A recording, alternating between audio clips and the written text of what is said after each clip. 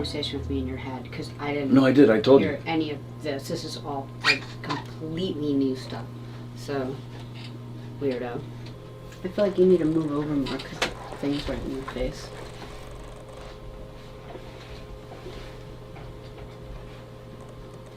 $10 seconds. This is Gov's Radio. Gov's Radio.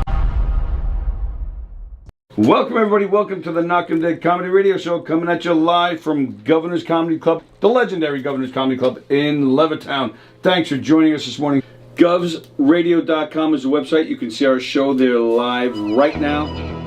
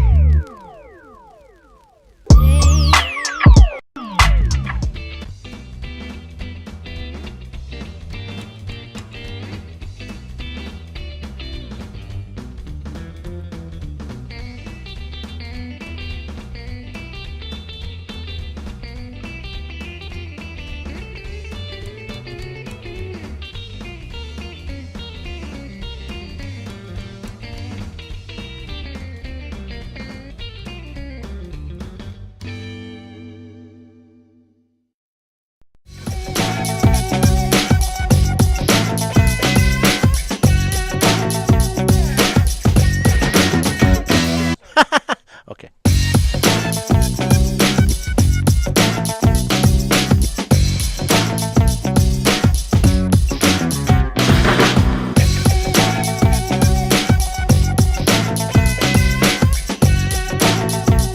Okay, we'll just do that for now. Bonaducci, and you are watching Gov's Radio. This is where you go if you want to see something or if you want to hear something funny.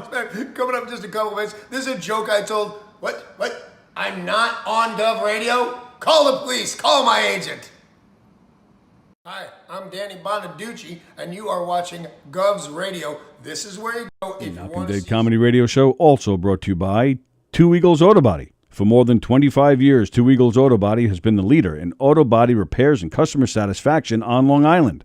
Two Eagles Auto Body handles every type of auto repair, from custom applications and restorations to repairs involving insurance claims. So call Two Eagles Auto Body and ask for John Rossi at 516-328-2527. The Knockem Comedy Radio Show is brought to you by the Roslyn Social, North Shore's premier rooftop lounge, located in the heart of Roslyn Village at 1363 Old Northern Boulevard. Give them a call, 516-801-4963, and say hi to Nick. Fantastic food, great atmosphere, just a great time all around. The Knockem Comedy.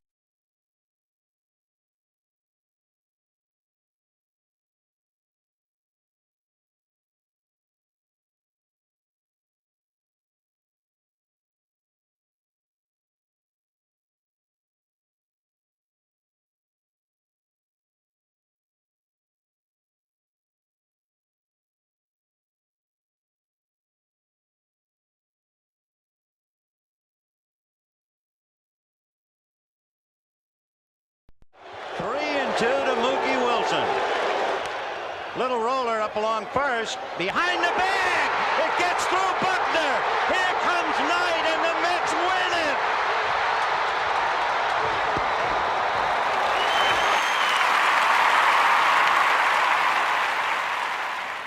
Hello, Tony. Mookie Wilson here, 1986 Mets. How you doing? Long time no see, man. Hey, man, I miss you guys, man, that Knockem Day Comedy Radio, man. I miss you. I wish I was still up there, man.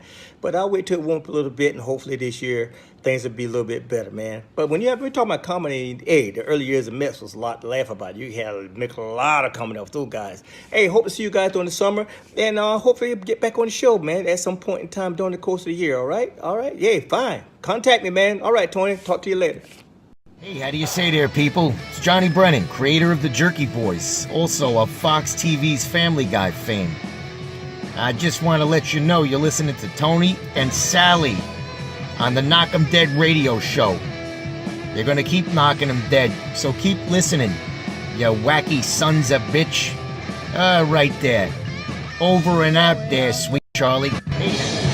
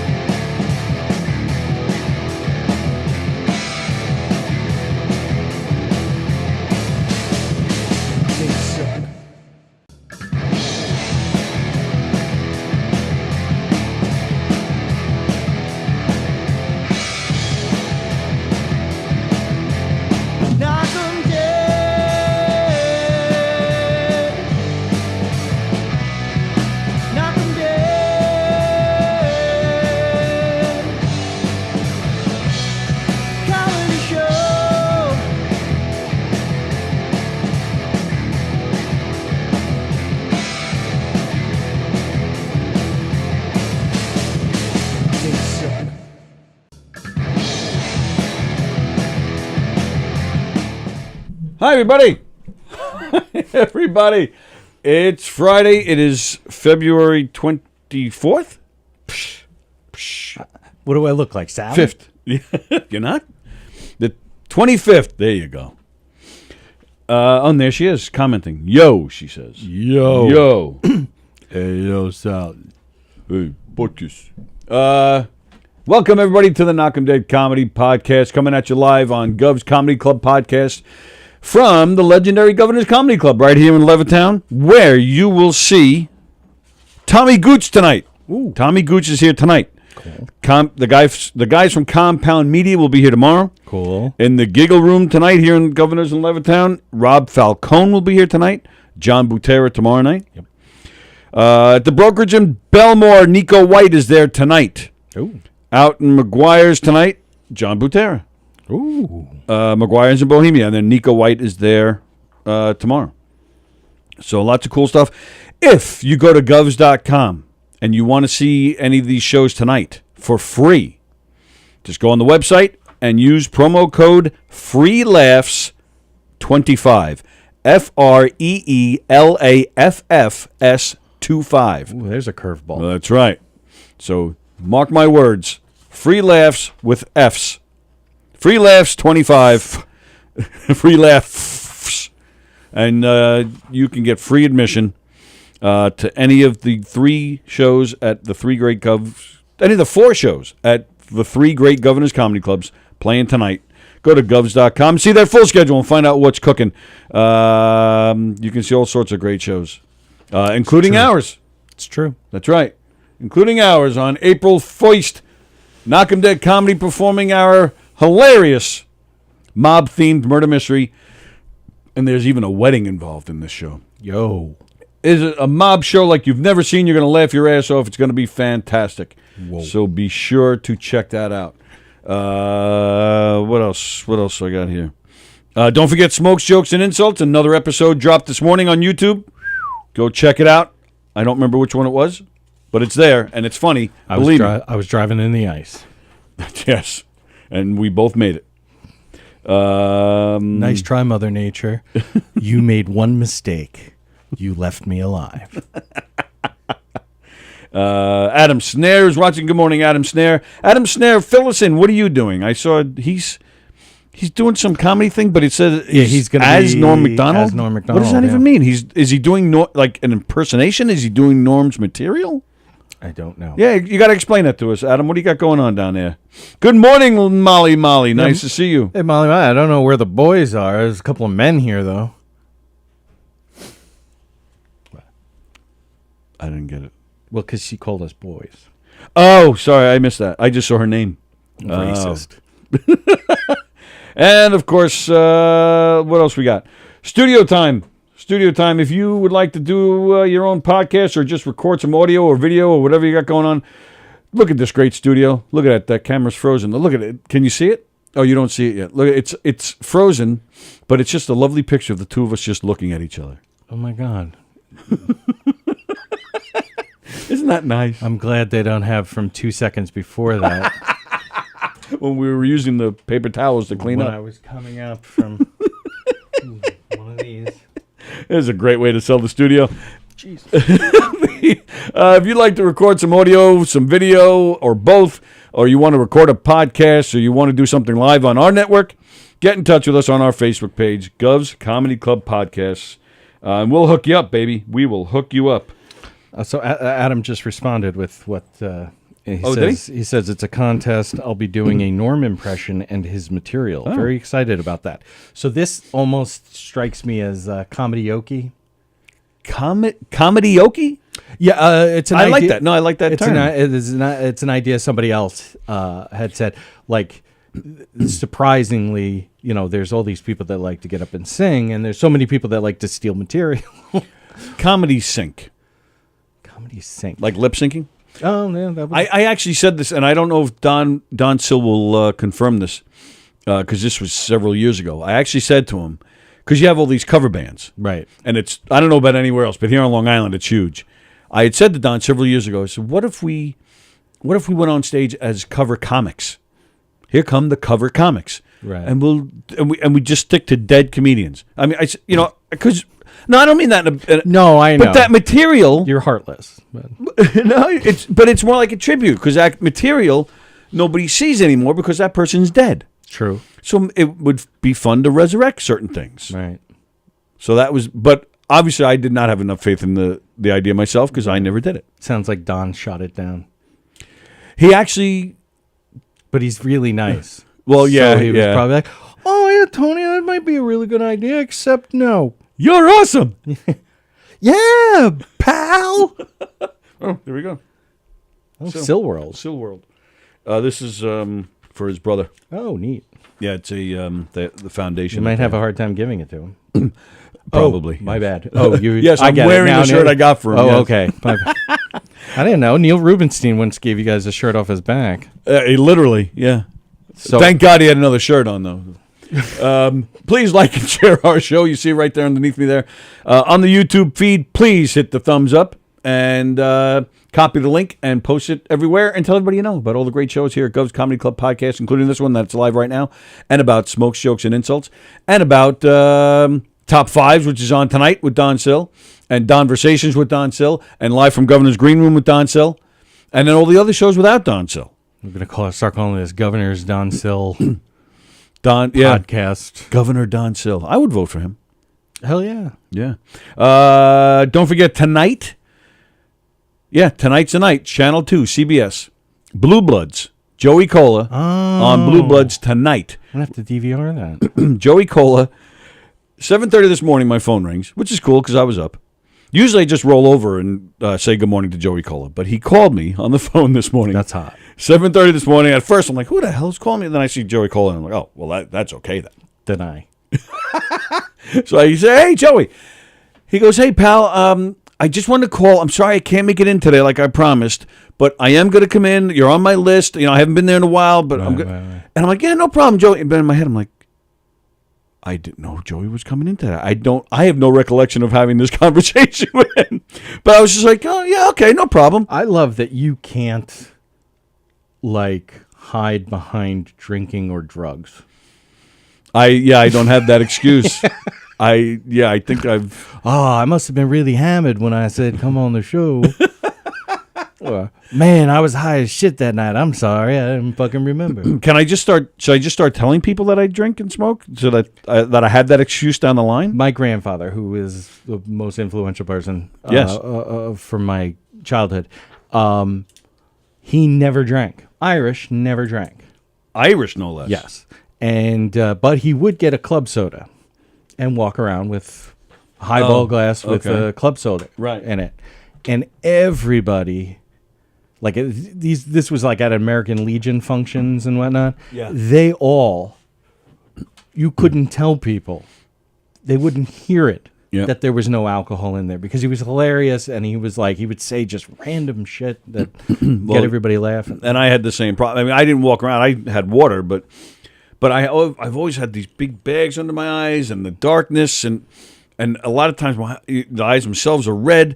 So, and plus I keep up with people in the bar. So I don't need to drink or do anything to be just as stupid.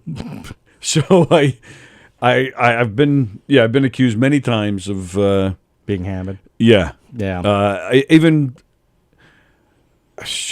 was so many years ago. I was sitting in front of my buddy's house. We were probably just driving like a year or two. And, that's what you did back, when you're that age. You hang out. Right. Anywhere you can hang out. Yes. Hanging out in front of my buddy's house. At the time, he was still living at home. So his car was in the driveway. His brother's car was in the driveway. And their mother's car was in the driveway. He had another brother who had his car parked on the lawn. And then there was a car, parked in front of the house on the street. And me. This cop pulls up. He goes, "What are you guys doing?" And he pulls up next to me. So I'm and I'm at the driver's seat. I go, "Just hanging out." Just getting high. Yeah. It's just hanging out. Immediately he goes, "Just hanging out?" I go, "Yeah." And he goes, "Where's the party?" "Excuse me? Where's the party?" I says, "No party, it's just us hanging." There were, I think, 4 of us in the car. I said, "No, we're just hanging out." He goes, "A lot of cars in this house, in front of this house. There's no party going on in there?" I said, "No." And then my buddy says, "No, Columbo." Yeah. So my buddy says, "Yeah, that's my house." And he even pointed, "That's my mother's car." And then he looks at me, he goes, "Your eyes, man." He goes, "Your eyes." He goes, "You're not driving soon, are you?" I go, "Officer," I said, "I don't smoke or drink. I don't do anything." Right. He goes, "Oh, really?" And now I'm mad. But, but you got to. So I go, "Really?" I said, he goes, "Well." And he starts telling me, he goes, "We were on Ballpark Lane in Hicksville." He goes, "You go down Ballpark on the beach on the Levittown Parkway." He says, "I suggest you don't go that way because I'll be over that way somewhere." And he goes, "And I'll get you." At this point, I had enough. I go, "Officer," I said, "if that's the easiest way for me to get home, I will take Ballpark to beach to Levittown Parkway." And he got pissed. I said, "Officer," I said, "I'm telling you, I don't do anything." Listen, Smokey. Right? So he's just like, "Okay." And he took off. Right. But yeah, that's always. and that cop was Jackie Gleason. "When I get home, I'm gonna punch your mama right in the mouth." Sally says she some bitch. Sally says she still has Neil's shirt. Well, give it back to him and send him home before I get back. I kind of hope that you haven't washed it. Oh. So you can always have a little Neil with you. Is it little though? Let's see. So Jeff Bosey's watching. Good morning, Jeff. Of course, another announcement I have here is don't forget Monday afternoon is the big day where we have our next Q&A with Elio. Ooh. Looking forward to that. That's Monday at 3 o'clock our time, 8 o'clock for those of you in England, because Elio is starting his tour in, I think 2 weeks out there in England, and he just announced another tour for the fall where he's doing a whole bunch of dates. He's doing just March, maybe a little bit of April this time, but in the fall he's going to be out almost for 3 or 4 months or something. I want to tell you, I'm retiring the Elio calling when I'm here. Oh, are you? Yeah, it's 2 years now. That's really, that was 2 years ago. Yeah, it was 2020. It was right before the holy moly, the shutdown, lockdown. Wow. All right, not washed, smells like Neil. She says, and she's wearing it on her face right now.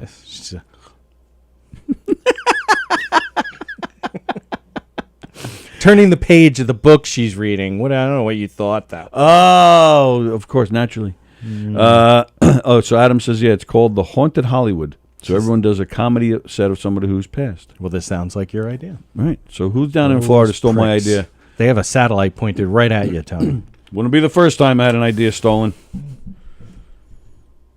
As you can see by a certain podcast that's playing on another station. Ooh. All right, so you brought your journal. I did, because it's like a month ago, I had said that I had written a children's story. You did. And this is before, I don't know if 30 September 04. Becca and I had just started dating. So it's a love story. We had only been together for like a month. No, I didn't know if it was going anywhere. This was just fun. So yeah, it's Sammy the Snake? Is that what it's called? No, Sammy is. I don't have a. What was that? Well, that like I'm trying to like get around the thing. Like, what do I do with my hands? If you were now? dancing or stroking out, I didn't know what was happening. Yeah. Well, I'm old enough, so the stroking thing is for real. Well, but okay. Since you're 15. So, this was the professor that I had, actually, I'm not going to name. Oh, that's right. You did when we talked about it. It wasn't on the air. No. Right. Okay. So I had a professor that Tony used to work with. Yeah. Not in a phone company, but in murder mysteries. Yes. And both of us didn't really get along with her very well. Well, I'll share my story because it's kind of my fault. I'll just quickly. My best friend was a cop. Okay, he was a Suffolk cop, and he was in the academy. I had just gone home from the Air Force, and I'm going to Suffolk. I'm taking all this basic classes because that's what EG-11. It's not even. They don't even use that numbering system anymore. Right. But he called me on his way home from the academy, and he's like, "Hey man, what are you doing?" I got nothing. And these are like, I got my Nokia cell phone, 2004. The flip thing. Well, no, just the block. Oh, the little. Yeah, right. And so he's like, "Hey man, you want to get something to eat?" Blah blah blah. I'm like, "Oh, I'm at school." He's like, "Oh shit, I'm close. I just got off the expressway. I'm on Nichols. Let's you want to hang out?" I'm like, "Well, I'm about to go to my class, and so maybe after that." He goes, "Oh yeah, cool." He's like, "You know what? Why don't I? Because I have my uniform on. Like I come over and I chase you." And tackle you in front of one of the windows. That's fantastic. And I'm like, the chasing. I'm like, yeah. And he's like, tackle. I'm like, no. I said, how about we just run and like you don't catch me? He's like, no, I gotta catch you. Like all of a sudden became like a male thing. Right. Let's see, 2004. You can't disrespect the police. You have to get caught. I'm 29. Yeah, we're still hopped up on testosterone. And so I go, yeah, all right, like. Fuck it, like, come get me. And there's that. So there's like a couple minutes go by, and I'm sitting there, and I'm reading something, and this professor comes up, and she's like, "Hey, Andy, how are you?" I'm like, because I am, I am always the teacher's pet, except for my journalism teacher in high school. And so we're talking, and talking about my military experience a little bit. And then I realized, like, it's been a while that he's totally there. He knew I was at the Islip Arts building. Right. And that's what it was called? The Islip Arts? And I had to make a decision whether to tell this professor that this was about to happen. Oh, no. Or let it play. And I'm like, well, I'm just going to let it play. So, I see him. He comes around, like... what I'm going to call the wrong way. It was we mainly the parking lots were over here. Okay. And everything. So he comes around the building, and I slowly start setting my stuff down. I'm looking at him, and he goes, "Hey, you!" And he starts running at me, and I fucking take off down the side. Now the building. While you're still talking to the teacher. Yes. Now the building. Awesome. There's the doors right there, but it's like the side of the building. It's okay. Like there's a staircase behind that, so there's no windows or anything. There's nobody in there. All of the classrooms are along the side. So I say take off running, and I'm like, and And then I stopped, and I'm like, all right, let's fucking stop. And he's laughing. He's like, I wanted to tackle you. I'm like, I know you did. And I go back, and she is shook. Short. Very small lady. Very short. And she's like, very overdramatic. Yeah. And so, it's just I've had experiences with students being arrested. Because, I mean, she works at Suffolk. It's like, lady, every professor here at Suffolk has had experience of somebody being arrested in their class. Right. She saw it. Right. Oh, no. Right. So, yeah, and then the rest of the class, she just couldn't hold it together. Really? She just was like, every now and then, she's like, oh, I'm sorry, I had a bit of a scare before class, everybody. And I'm like, did you tell her it was fake? Yeah, I said, that's sorry, that's my, I went back, I mean, the first thing I said to her, I'm like, sorry, that's my best friend. So, we do stupid shit. I'm like, But anyway, this is like, I think, my last journal entry, and I got a fantastic check plus. Is that her? Yeah. Oh, wow. So, here we go. And was it called Sammy the Snake? Did I get that right? Sammy the Snail. Sammy the Snail. Yeah. I might rename that. But anyway.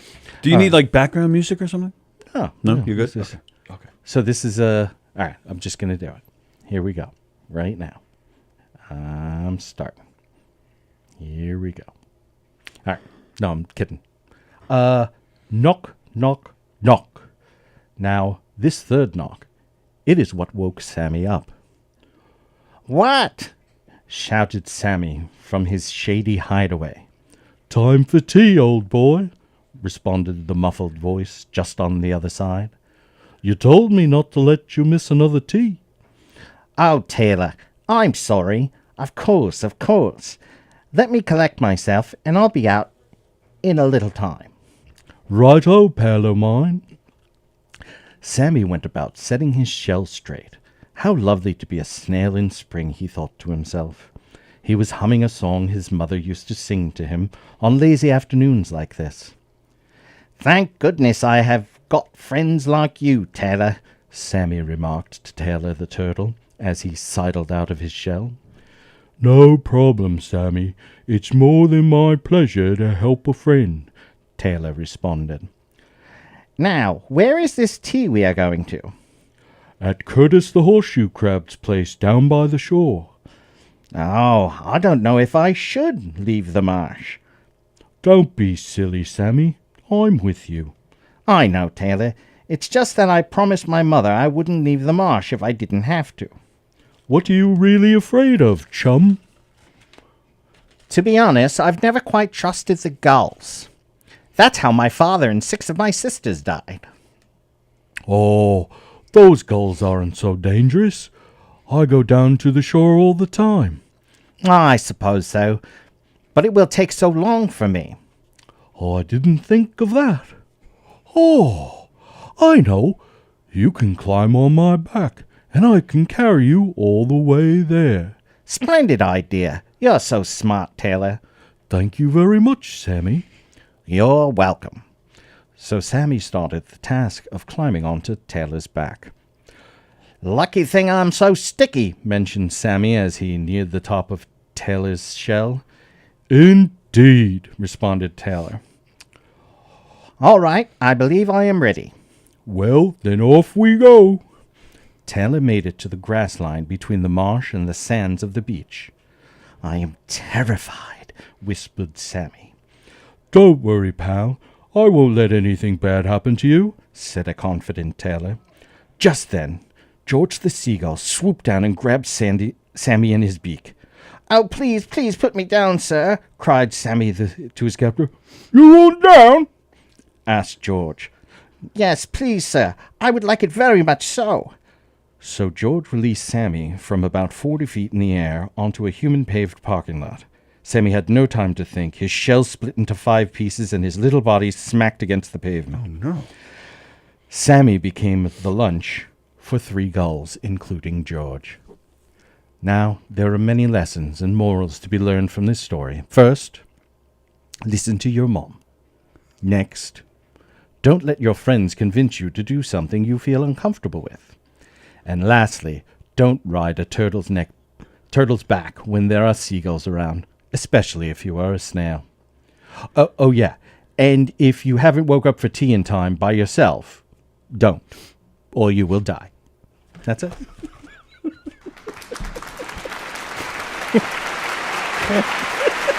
I had no idea you were going to do voices and accents. I was sitting there crying. Oh, my God. And George, was that Ringo? George sounds like, oh, no, not George, Taylor. Taylor sounded like Ringo. Oh, well, no, because I just wanted it to be a, because he's a turtle, so he talks slow. It sounds like Goliath with an English accent. Yeah. But Davey, let's go ahead and spread more of this imaginary shit in this made-up book. All right. And why an English accent? As the author, everything's better. The English make everything better. Like it makes it much more like. I think it makes it more of a left turn when you get to the part where Sammy bites it, or technically George and the other two gulls. Oh Jesus Christ! I mean, what do I hear? The caller ID is showing something different. So oh, different. You're live on the air. Who's this? So your bum is on the big side. I don't mind a bit of flab. It means that when I'm ready, there's something there to grab. So your belly isn't flat no more. I tell you, I don't care. So as long as when I color you, I get my arms around there. No, Sheila, who is your age, has nice round perky breasts. Yours just get... An English accent makes everything better. Thanks, Johnny. You have to have the ear. That was very good. But thank you for proving my point. That was fucking awesome. It's like we planned that. Absolutely. That was wonderful. And Adam Snare thought he was on acid.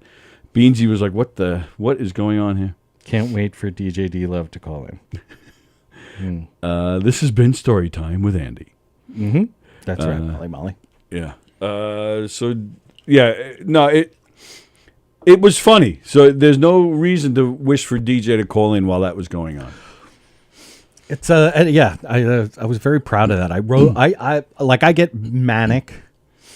So I was up all night. I've been drinking for a couple of days or something. I was on a bender. Wow. And I was living with my parents at the time.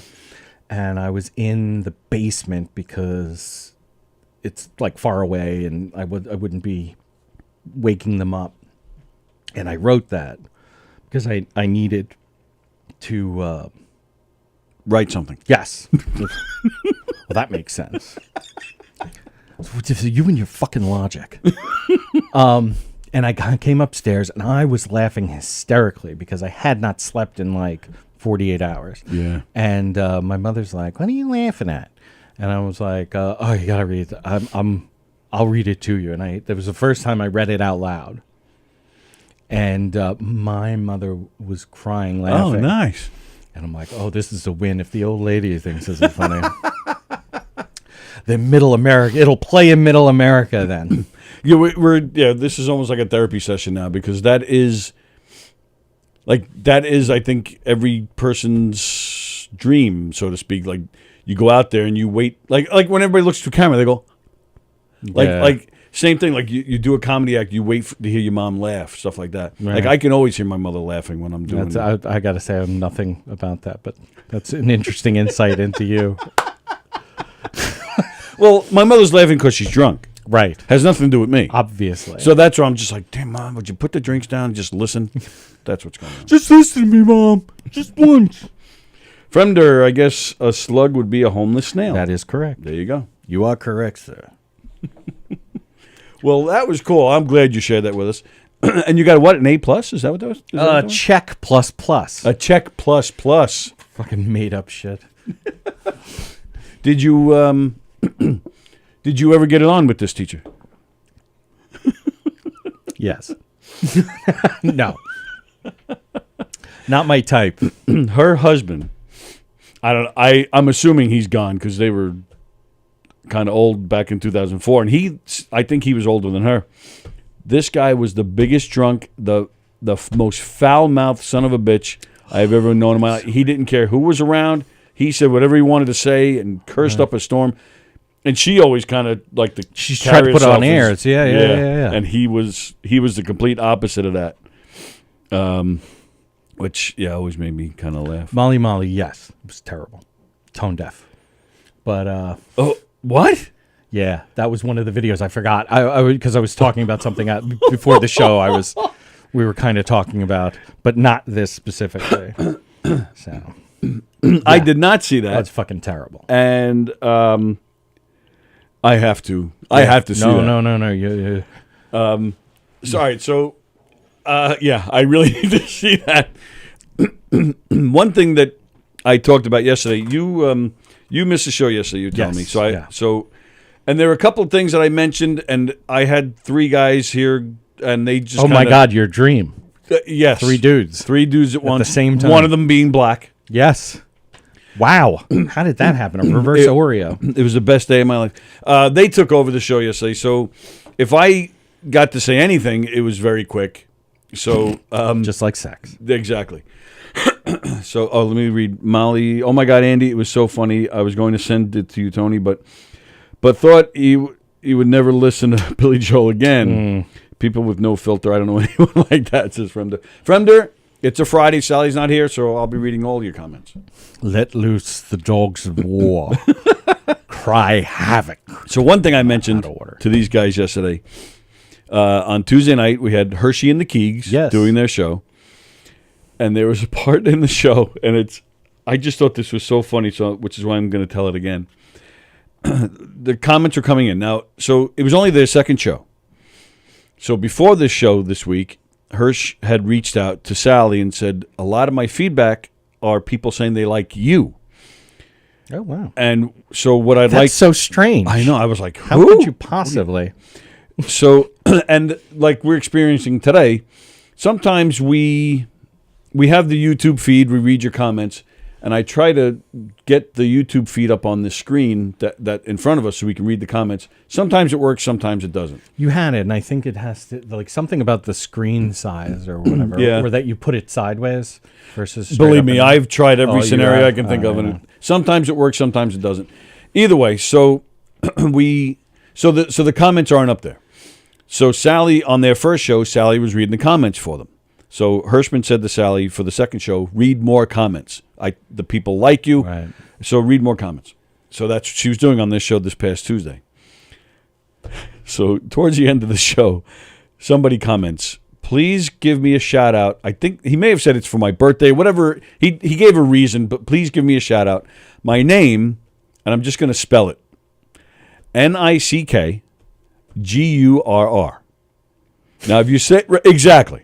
So I see I'm at home watching the show, and I see the comment, and I just kind of chuckle to myself. And of course, you have all those types of names that and Amanda Hug and Kiss was the first one that came to my mind. Mike Hunt, exactly. So all of a sudden, I hear Sallie go, "We have one comment. Someone would like a shout out." And so immediately, I'm yelling at the computer screen, "No, Sallie! No, Sallie! No, Sallie!" And she says it. Immediately, Keegan's like, Sallie didn't even know what she did until she got home. Oh, God. But she says it. Keegan starts laughing. I just go like this. And I just couldn't believe it. And I even texted her. I said, I can't believe you read that comment. I thought with Keegan laughing, it was going to spark her. Right. And then Keegan and Hirschman and I were texting each other after the show, and she was a part of it. But she still didn't get it, even from our texts and stuff. Right. It wasn't until she got home, all of a sudden, the light bulb came up. Right. And she couldn't believe what happened. It's like Moe from The Simpsons. Yes, exactly. Exactly. That's great. Yeah, I thought that was so freaking funny. I was never a good prank caller.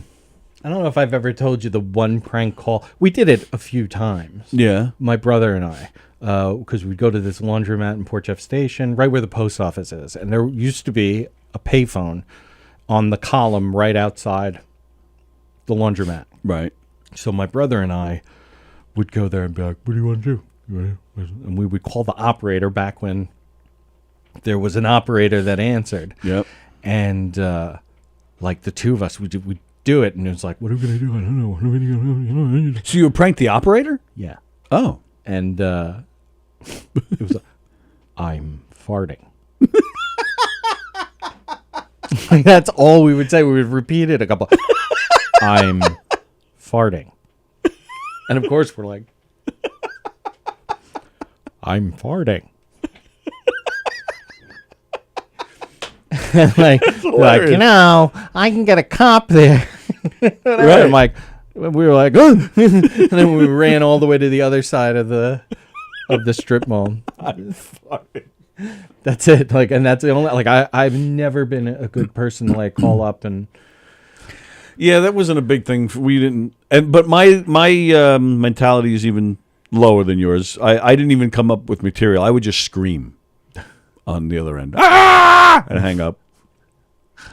I don't know if just saying I'm farting is material, but I appreciate compared the to mine. It is. Yeah. I had one guy who was a friend of my brother's, Tommy Treat. He was good. He would call people up, hey, like a radio show host. This is Tommy from WBAB. If you can answer this random trivia question, you can win a prize. And he would ask a question, and then they would answer it, and he goes, congratulations, you just won a big pile of shit. And he would hang up. And I thought this kid was genius. I mean, I was probably 8, maybe 10. And I was like, oh, this guy's genius. Right. I want to be him. Like I've done like record things that are going to be recorded, like on people's answering machines, and even for our out. Well, it was my roommate in Korea, or not in Korea, in Minot. We had just become roommates, and I'm at work. He worked nights, I worked days. So I had somebody in his shop came in and were like, hey, Andy, are you Ian's roommate? I'm like, yeah. Could you call him and tell him blah, blah, blah, like some about the aircraft forms or whatever. So I call, it goes to the answering machine. And now I love my friend.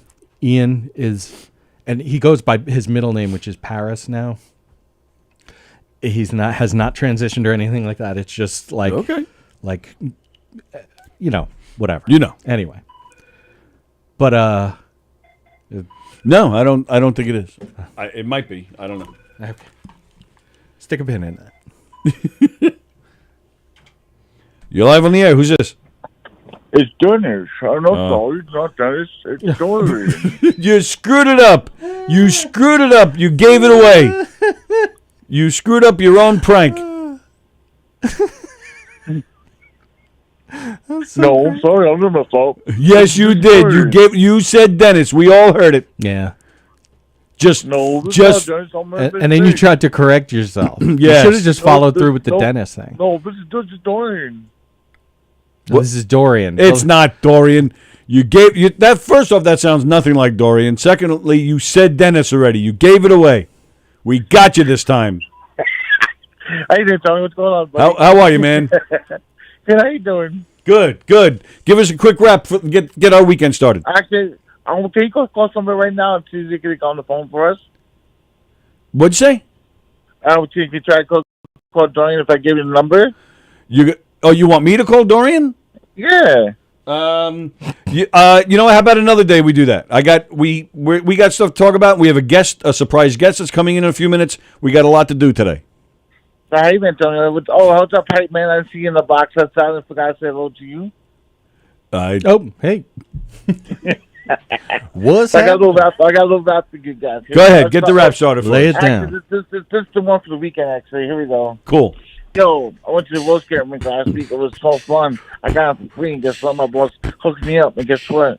Maybe in the summertime I'll be working. Let me tell you, I'll be just chilling at the roast game rink. Where you guys at? And guess what? My birthday's coming up real soon. It's coming up in a couple months. Everybody's invited. That's where I'm going to be at on August 20th. So all you guys are invited. So that's where we're going to be at the roast game rink. That's my birthday. It's August 20th. So everybody's invited. Let me tell you, man, this is up in the place to be. Yeah, all my heart, mind's really coming to go too. Oh, yeah. Check it out. My name's DJ Love. DJ Love! Nice job, DJ D Love. Nice. Have yourself a great weekend. Take care, man. I don't remember. I'm going to say my time before I leave. Everybody is invited for Ghost Radio Comedy Club Radio. Everybody's invited on that day. August 20th, you better be at the Rose Chemic. You know where it's at in Mastic. I'm inviting Andy, you, Tony, Sallie, all you Knockem dead people better be there. I'm telling you right now. August 20th at the roller rink in Mastic. And if you don't be there, I'm going to have to, if you don't be there, I will block you on Instagram. That's my last morning. Whoa. He's going to block you on Instagram if you don't go. Oh, exactly. That's whatever will I do? August 20th, I'll be at Delta Night. I'll let you know what time I'll be there. At 7 o'clock at night. So you guys better be there. If you guys don't, I will block you like a son of a bitch. Block you like a son of a bitch. That's one hell of a block. All right, DJ, have a great weekend, pal. Take care, man. Before I leave, like I said, have a blessed weekend. Yep. Be safe. Yeah. And have a good weekend. I'll see you guys on fucking Monday. You got it. Peace, you suckers. Suckers! There you go. All right. So, where was I? Oh, so my roommate. So I call him, and he used to do it was his answering machine. I didn't have an answer. I had a phone, but I didn't have an answering machine. And so his was, you'd call, and he did the whole, hello? Oh, shit. And then he would give a space, and then be like, haha, I got you. Right. So I one day, and I leave him, I'm like, Ian, you got to do something about that outgoing message. It's fucking terrible. But you need to call Master Sergeant so-and-so. And next day, Master Sergeant comes back, and it's like, hey, could you call Ian again? I'm like, oh. No. Well, I'm like, this is a work thing. Like, shouldn't you be calling him? Right. And so I call, and I leave the message, and I'm like, seriously, dude, this is a terrible fucking thing. Then I called right back, and I was like, Ian, this is God. That's a terrible answering service. You need to change it, or you will die. And so, third day in a row, this fucking Master Sergeant comes in, and I'm like, bro, I like you, and I'm going to do it this last time. But I have other work. I have actual work to do. Yeah, I'm sitting here wondering, what is Ian doing during the night that every day he needs a phone call about it? There's different jobs that are harder than others, and, the turnover isn't always the greatest. So somebody must have been coming in late. So I call, and it goes to the answering machine, and it's Ian's voice going, hi, you've reached God's answering service. Oh, that's funny. Please press 1 for death and dying in your area. Press 2 for natural disasters. Press 3 for complete absolution of all your sins. Nice. Beep. That's funny. Yeah, I'm like, oh my God, that's fucking fantastic. Yeah, I fucking love this. Yeah. So that was our outgoing answering machine. I was one of those in the early days of answering machines, that would put on some cool music in the background while hey, it's Tony, leave a message, and I let the music keep going for a minute. Right. And then I think that lasted like a week. I was like, oh, this is stupid. I knew a guy, his name was Andrew Goldberger. I may or may not have mentioned him before, but he actually invited me over to his house to record. He got a book because that was the thing. Back then, there were books. Of what? Of outgoing answering like machine. funny outgoing. Really? Yes. Oh my goodness. And so he's like, and he kind of talked like this. He kind of had like a nasally kind of voice, and he was like, I can't do any of these voices that I would like to be on. So could you come and do it? I'm like, yeah, all right, man. And so we ended up doing the gangster one or whatever, mafia. Well, so I did my Marlon Brando as a Godfather. Put that on your resume? And yes, it's my first credit. I insist. Voiceovers in the voiceover section. Andrew Goldenberg's outgoing voicemail. Right. So, good times. Let's see. Johnny wants to know if the surprise guest is a hot broad. Maybe you think the guest is a hot broad? Personally, not my style. Maybe they can make a hot broad. Ooh, there's a little clue. An old friend who has not been in here in a while. Coming in soon. We can only wish, says Beansy. Like Beansy has everything he could wish for. I have a prank call story that involves lizards. YouTube won't let me type it out here. Want me to call in again and share. Next week. Oh, and speaking of pranks, yeah, our surprise guest was involved with us with a prank. Oh. One of my favorite parts ever of our show here. I can't believe you would say that in front of me. I have lots of great memories, and a lot of them include you, pal. Hey, did you see the video of this car on the drawbridge? No. It just came out today or yesterday or today, but this happened back in August. A car was on a drawbridge, and I don't know, the article I read, I actually looked up 2 articles, didn't say why the guy stopped, but he was stopped, and then the drawbridge went up. So I'll show you guys this video. You don't like it? No, I don't like it. So, it's from the Blues Brothers. Right. Except they made it over the drawbridge. Right.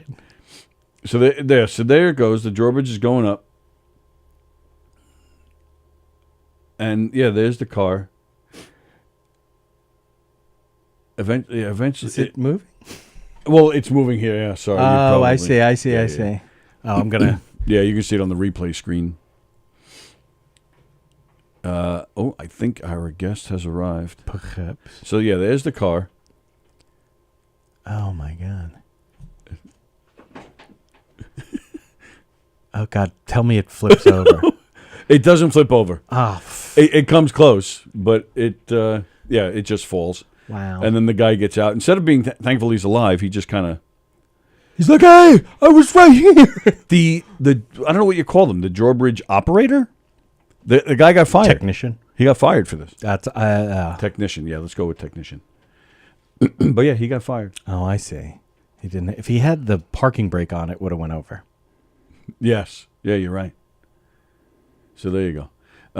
Our guest says right. What is he doing out there?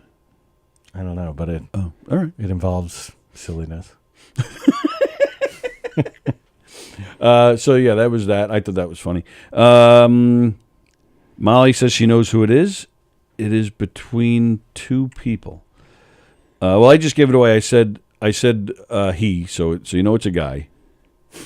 Where was this? I don't even know. I want to say California, but I don't know if I got that right. California. All right, now here's another story, which I thought was very odd. Here we go. Brianna and Brittany Salyers, they're identical twins. Obviously, because they fucking parents did that stupid shit. Yes. With the 2 B names. Oh, well, believe me. It's Brianna and Brittany. But this story has all sorts of stupidness to it.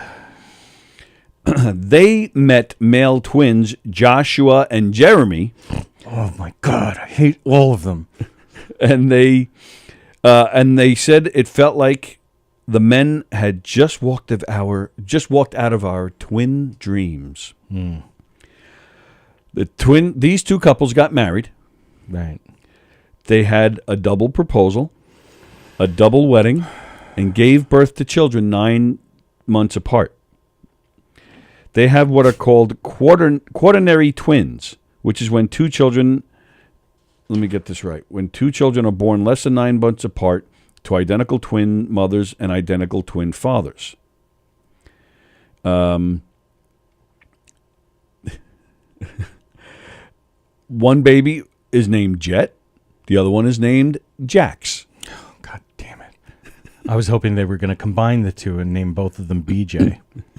After blowjobs. So, yeah, they're called quaternary twins because they're not only cousins, but they're full genetic siblings. Wow. Who are the same age, That's actually fascinating. Making them a rare type of sibling set. The couples met. The twins, the 2 pairs of twins met each other at the annual Twins Day Festival in Twinsburg, Ohio. Oh, God. Oh, God, I want to kill them all. And had a joint engagement party at a park called Twin Lakes. The sisters had dated non-twins, or singletons, as they call them. They have their own fucking language. But always dreamed of marrying another set of identical twins. Oh, I'm so angry. I think for a lot of people in the dating world, specifically singletons, they are looking for their other half. We each had another half, a literal other half, said Brittany. And we each previously had experiences where we dated people who were annoyed that it was not them who was considered the other half. But the four of us all understand the twin thing. After welcoming their set of children, the family of 6 all live under one roof. We parent-trapped ourselves, and everything is nonstop. We are very happy with our 2 baby boys. If we do expand our families, we would hope to be lucky enough to experience overlapping pregnancies together again. So here's a picture. I mean, they were all dressed. The 2 men are dressed the same. The girls are dressed the same, and the babies are dressed the same. Fucking like die. Yeah. I'm sorry, I've never wanted a baby dead so much in my life. Now double that feeling. Here's another shot. Again, and this is just from just the other day. This is just 3 days ago. There they are. My favorite thing about this and people assigning like meaning to dates like that. Yes. Is super stupid. I'm just going to say it. And the reason it's just kind of like 11-11. Yes. Yeah. 2-2-2-2-2-2. You're supposed to make a wish at 11-11. Things like time, and dates, are completely a human construction. Yes, we've talked about this. Time is a measurement. It's actually a measurement. It's an arbitrary measurement, like a foot versus a meter. You can call it anything you want to call it. Right. That's why usually on New Year's I'm always like happy arbitrary position relative to the sun. You should just have a party every day. Today is February 26th Eve. Well, and we are on the Gregorian calendar, right? This comes up every now and then. There's something called the Julian calendar, right? Which for many, hundreds, if not thousands of years, was used because it was named after Julius Caesar, and it just numbers the days, and that's that. And that's the other. Tuesday trivia, maybe not this week, the week before, was what's halfway through. And I was off by 1 day because... Oh, right, yeah. I think I was thinking a leap year or something, but... I just find it strange that the whole world can agree on the same calendar and daylight savings time. No, we can't. We can't? The Chinese are not on our calendar. They acknowledge the calendar, but they have their own calendar. Oh, I didn't know that. But but still, they acknowledge it. The Orthodox Jews. That's still a big deal. Yeah, but they still acknowledge it too. Well, because they have to. Because it's almost like English and American culture in general. Because it's just so big and powerful. But that's the thing, big and powerful. According to who? Like who made these agreements? We're still going to war over stupid shit. The Catholic Church. The calendar. It's called the Gregorian for Pope Gregory. I think the. Oh, is that who's second named? Or third or something? Oh, I didn't know. Yeah. Okay. And that's why it's called the Gregorian calendar. And so, and then it got corrected only a couple of 100 years ago. Imagine trying to correct it now. Forget it. Oh, it'd be lovely. No, it'd be lovely, but I'm just saying as far as society, people would be fighting and carrying on. They'd be fighting on social media about it. And I figured out, I know how we could do it. How? If you're okay with this, we'll get rid of the regular standard time, and we'll only go by daylight savings. So the sun stays out till like 8 o'clock at night. Mm-hmm. Yes, I'm with you on that. See, all you would have to do is say that. Yep. And then my radical plan to have one time for the entire world. I really believe that. I hate. Yeah, but that's not really fair though, because then people in Australia would have to go to work at like 8 o'clock at night. Yeah, but it's not at fair. Night. It's 8 p.m. So, but it's still nighttime. Truly, we could go to the 24-hour clock and it'd be... What's happening? Can you see him out there? Yeah, he's kind of looking at all the plaques and everything. I think he's trying to respect. Should I wave him in? Is he waiting for us to let him in? Yeah. Oh, were you waiting for us to let you in? Talking about important things. I don't interrupt. Can you just walk in? Can you just walk in? You must not have heard what we were talking Taylor about. of Gov's Radio doesn't come walking in when you have The things going Rip Taylor of Cubs Radio. on. Because I bring all these things in bags. Because that's what I do. Oh my goodness. We're getting yelled at. Yeah. I'm not going to throw confetti, though. That's not my... Rip I got to be Taylor. honest. I'm still pretty high from last night. So... Right, this is your imagination right now. I'm not sure this if is I'm all actually your here. imagination. Well, I was inspired. Come around. Come I sit. brought you a snail. Ah, Sammy the Snail. Look at that. I love it. This is. Look at that. After all these years. Thanks, Derek. I appreciate it. After all these years, he has a... It doesn't Actual take much snail. to make a balloon snail when you do what I'll do. You know what I'm saying? Gotcha, Gov. Gotcha. Mr. Pop and Twist, Derek Mutisboy is here. Come, just come a little closer. There you go. This Perfect. is a whole new world for me, you know. A whole new. Oh, that's right. Yeah, you haven't been. Well, It's like- when was the last time you were here, pal? It's got to be 2 years. Holy moly, It's got to be. that's insane. Because I've been TAing since 2019. Right. So, you know. Well, I hope it's better. Well, you have kids that are older than that. So TNAing? you've been TNAing a lot longer than My that. son's 16 now. It's crazy. 16. Nice. Holy It's crazy. I'm moly. not okay with it. I bet. Wow. I'm still 13, so I'm not sure how it all works out. Right. Molly said It's illegal, whatever it is, though. Molly said she's going to stay and watch. This is who she was hoping the surprise guest would be. Well, that's awesome. Absolutely. Yeah. I was thinking about when I was working this morning. I was building the stuff in the bag over there, and I'm like, I can't think. I mean, I've called in over the last 2 years. Yes, but I haven't been in the studio for the last 2 years. That's crazy You know, to me. I'm usually in school while you're doing Yeah, your show, yeah. and then I'll miss like a break will go through, and I'll go, I should have called Tony. Really, there were no breaks where you came in. It's been 2 years since I've seen you. Like you see a dog with 3 legs, and you're like, "Fuck, I should call him." I probably came in maybe one break in 2019, but then you figure 2020, everything shut down Right. very quickly. So Holy cow. So it's been at least I would say 2019 was the last time I was in studio. Wow. I called, you know. Yeah. Sallie were in here and stuff like that. I've called it over time. Yeah. I haven't been in the same place. This is actually the first time I think we're meeting. We've never met before. Yeah. Andy, Hi. Derek, Andy. No, I voted for him and for Long Island's Best several times. I appreciate that. I will never win, unfortunately. You will never win? No, there's you know when It's that anti-balloon bias. No, I wish it was that easy. No, you balloonists. There is a group. Look, we all know any popularity contest is a numbers game, Right. You know, so it's simple as Yes. that. You know, so it's a popularity contest. So if I get my friends to vote for me, Right. that's okay, let's just say on a daily basis I get 10 votes. Right.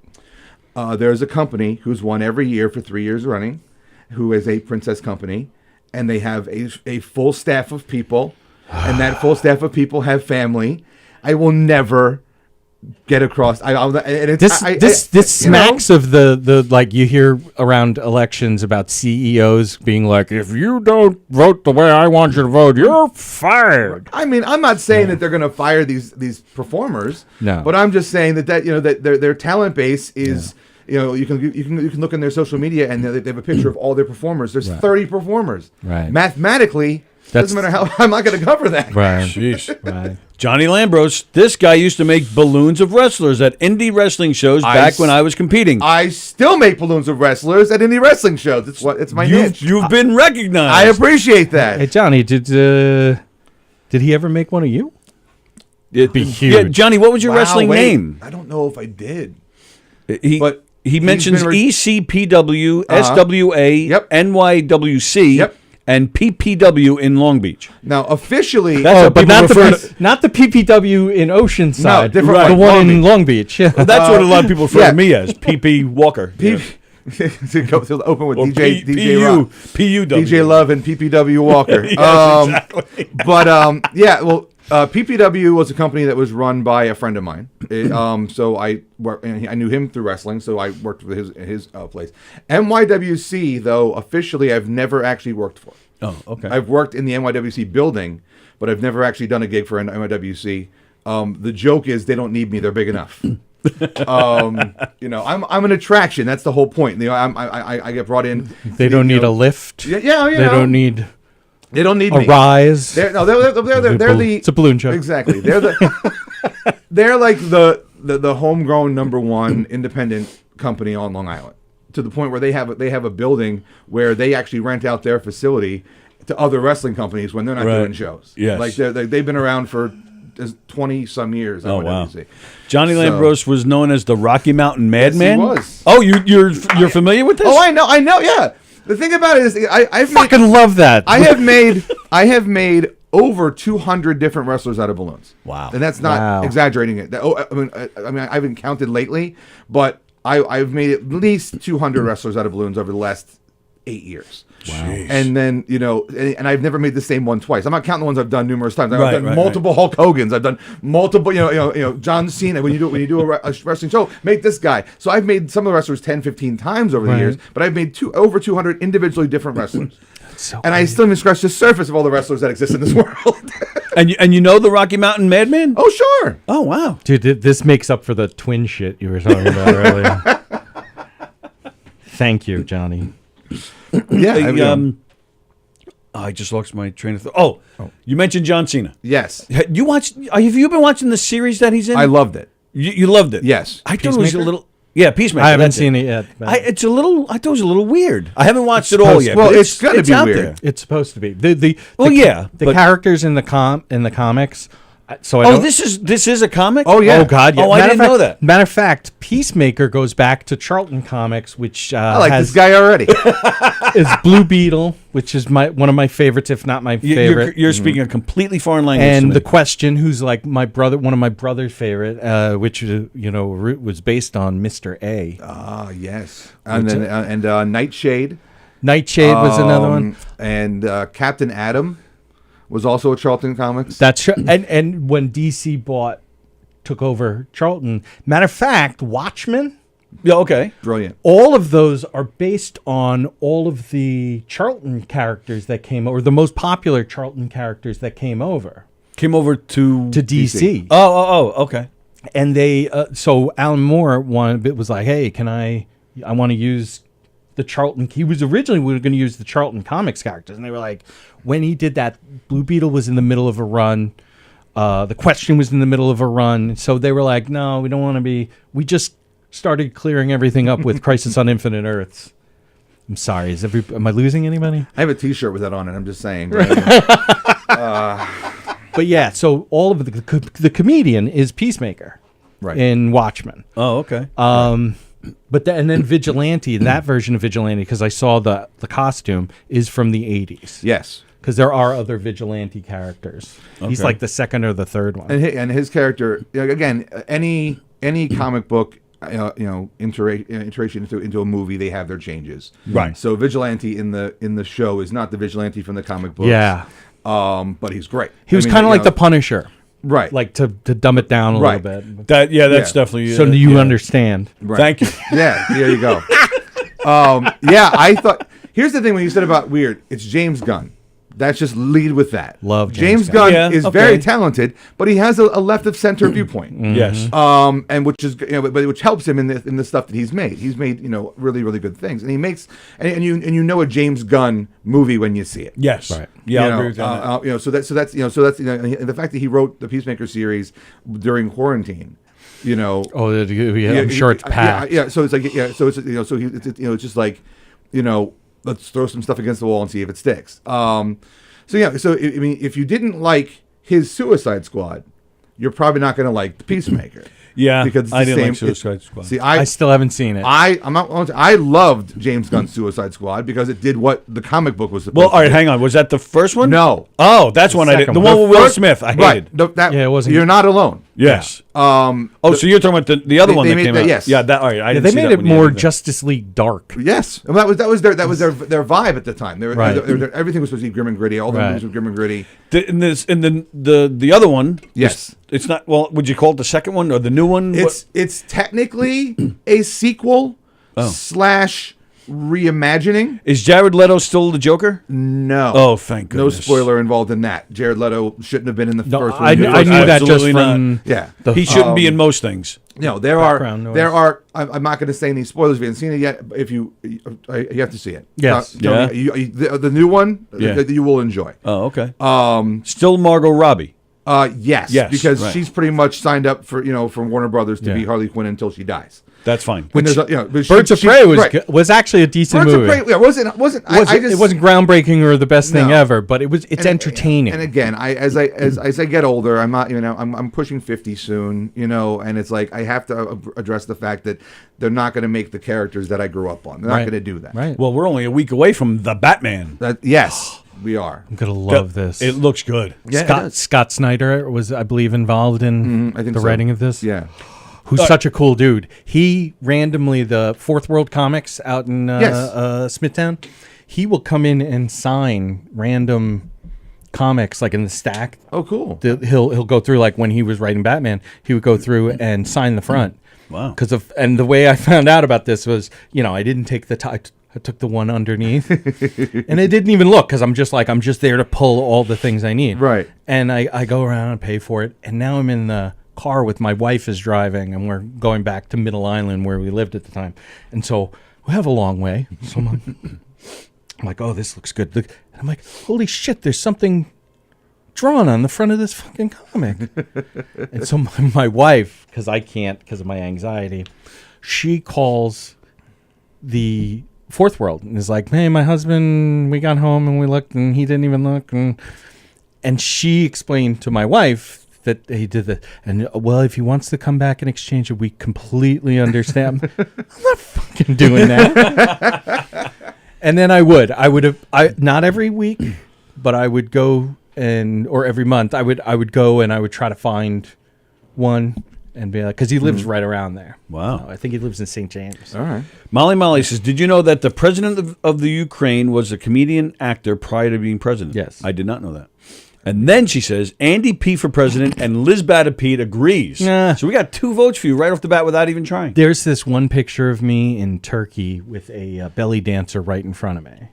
So you're saying that just kills your political career? Yeah, I think so. Okay. Well, that's actually the email where my buddy who took the picture, the title of the email is, now you can't run for president.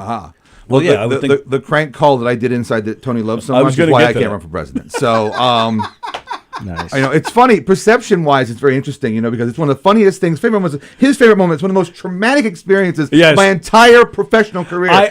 He loves it. I felt bad for you because you wanted to stop, but your performance was out of this world. Professional, Tony. What Absolutely. Do you want? And it can't worked. Put the toothpaste back in the tube, Tony. You can't. And it totally worked. I mean, this was. We put that guy right in his place. It was perfect. I understand. And let me explain for those of you who didn't see it. And this goes back a while because Eric was still here. We got. Oh my God, Eric! Yeah, Eric was happy as a pig in yes. Eric, he organized the whole thing. Oh my God! I forget if it was me, like a new father. He was so happy. I think it was me that received a call saying that. So, I don't know. It was one of those. If you don't call us back, you're going to lose $1 million, whatever it was. Right. And they left a voicemail with a phone number. Please call us back. So we had Sallie call back, and it was very funny because when she called the guy, he answered, and he's talking to her, and we hear what sounds like kitchen noises, like somebody working in a kitchen. Then we hear a dog bark. So the guy immediately hangs up. So we're laughing about that. We're like, screw it, let's call him again. We call back. And this time, Sally's explaining. She goes, "Yeah, I got this voicemail saying I'm gonna, lose money. I'm not sure what I did wrong, but please please tell me what I did." And the guy's like, "Well, I need your credit card number." So then Eric points to Derek. He goes, "You pretend to be the husband, yelling at her. He's like, "So what'd you do? What'd you spend your money on now?" And she's like, "No, please." And Eric says, so Eric starts going like this. Sallie starts screaming, and Derek's yelling at her. It is so funny. This guy with his accent, the stereotypical telemarketer accent, he is now yelling, "Stop that! Stop that! Oh my God, what are you doing?" And he goes, "I will call the police." And now at this point, Derek's looking at Eric, and Eric's like, "No." Yeah. Just keep going. Oh yeah. And this guy actually says, he goes, "If you don't stop, I'll call the cops." It's like, You're going to call the cops. You're the one pulling the scam, and you're going to call the cops. And you just... I am on the phone with this couple that I'm trying to scam, and he's beating her. That's exactly what we were like, what? And he starts yelling at Derek, you're a coward. You're nothing but a piece of shit. And yelling at him. Oh, my God, we were dying. And he finally... And Sally's pretending to cry, so... And we carried it on for a while. And finally, the guy says to Sally, don't worry about your credit card. Don't worry. Everything is fine. You don't have to worry about the thing. I cleared this up for you. we had, this is all live on this show, right in this room. And we got this whole thing. This guy actually just, like all of a sudden, his conscience came out. And, told this poor lady to don't worry that, you're going to be okay. Yeah, it was the perfect way. That was karma getting this prick back. You did a phenomenal job. I am so glad to sacrifice my innocence for the fact that this man had a change of heart. But exactly. He he changed careers. Maybe he's now a church-going man. One person's life. That's right. Your balloons bring so many smiles, but now that man, you changed his life for the better. That's so great. I did feel for you because I just think it's just a matter of perspective. It's the Tony, Eric. Well, I mean, Eric is Tony thinks it's funny. Eric, it's Eric's Citizen Kane. It's air. Yeah, it's air for him. He needs it. That's where he is, and I'm in the. Oh my God! I can't believe yes, Derek has got to be probably one of the nicest people anybody will ever meet their whole lives. Well, thank you. In fact, the first time I went to Chris Savini and I said, Chris, I didn't know you knew Derek.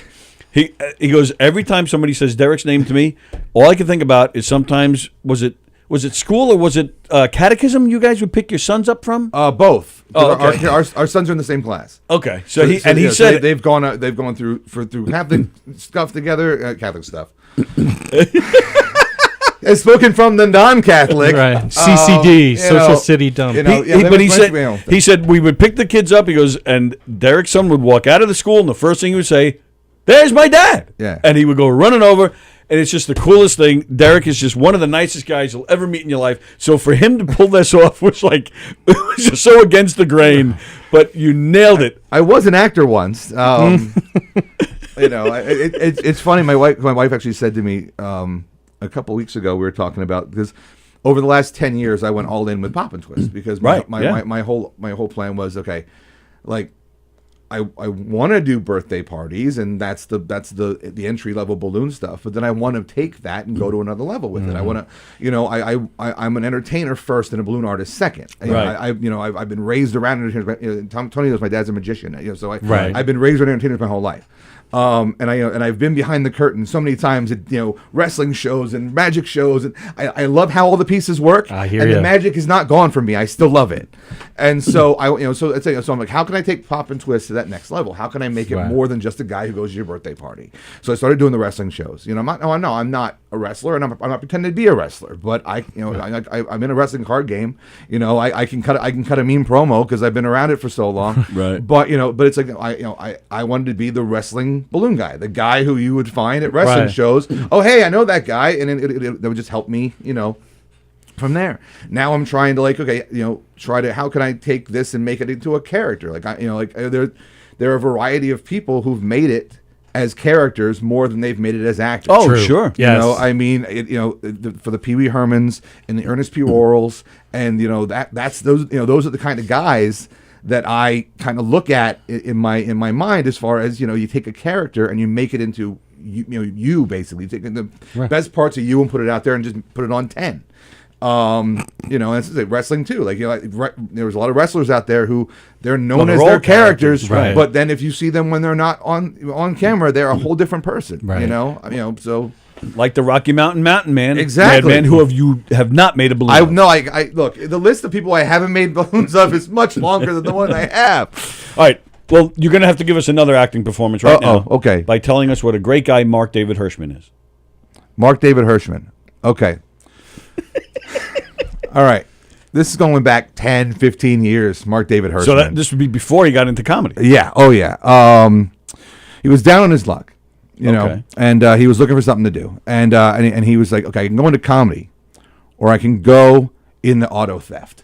All right, and he came to me, And he goes, Derek, Pop and Twist didn't exist back then. He goes, Derek, what do you know? I wasn't acting. I was kind of a down on my luck actor as well, So I'm like, okay, look, there's less overhead for comedy than auto theft. And he was like, yeah, no, you're right. So I said, try that.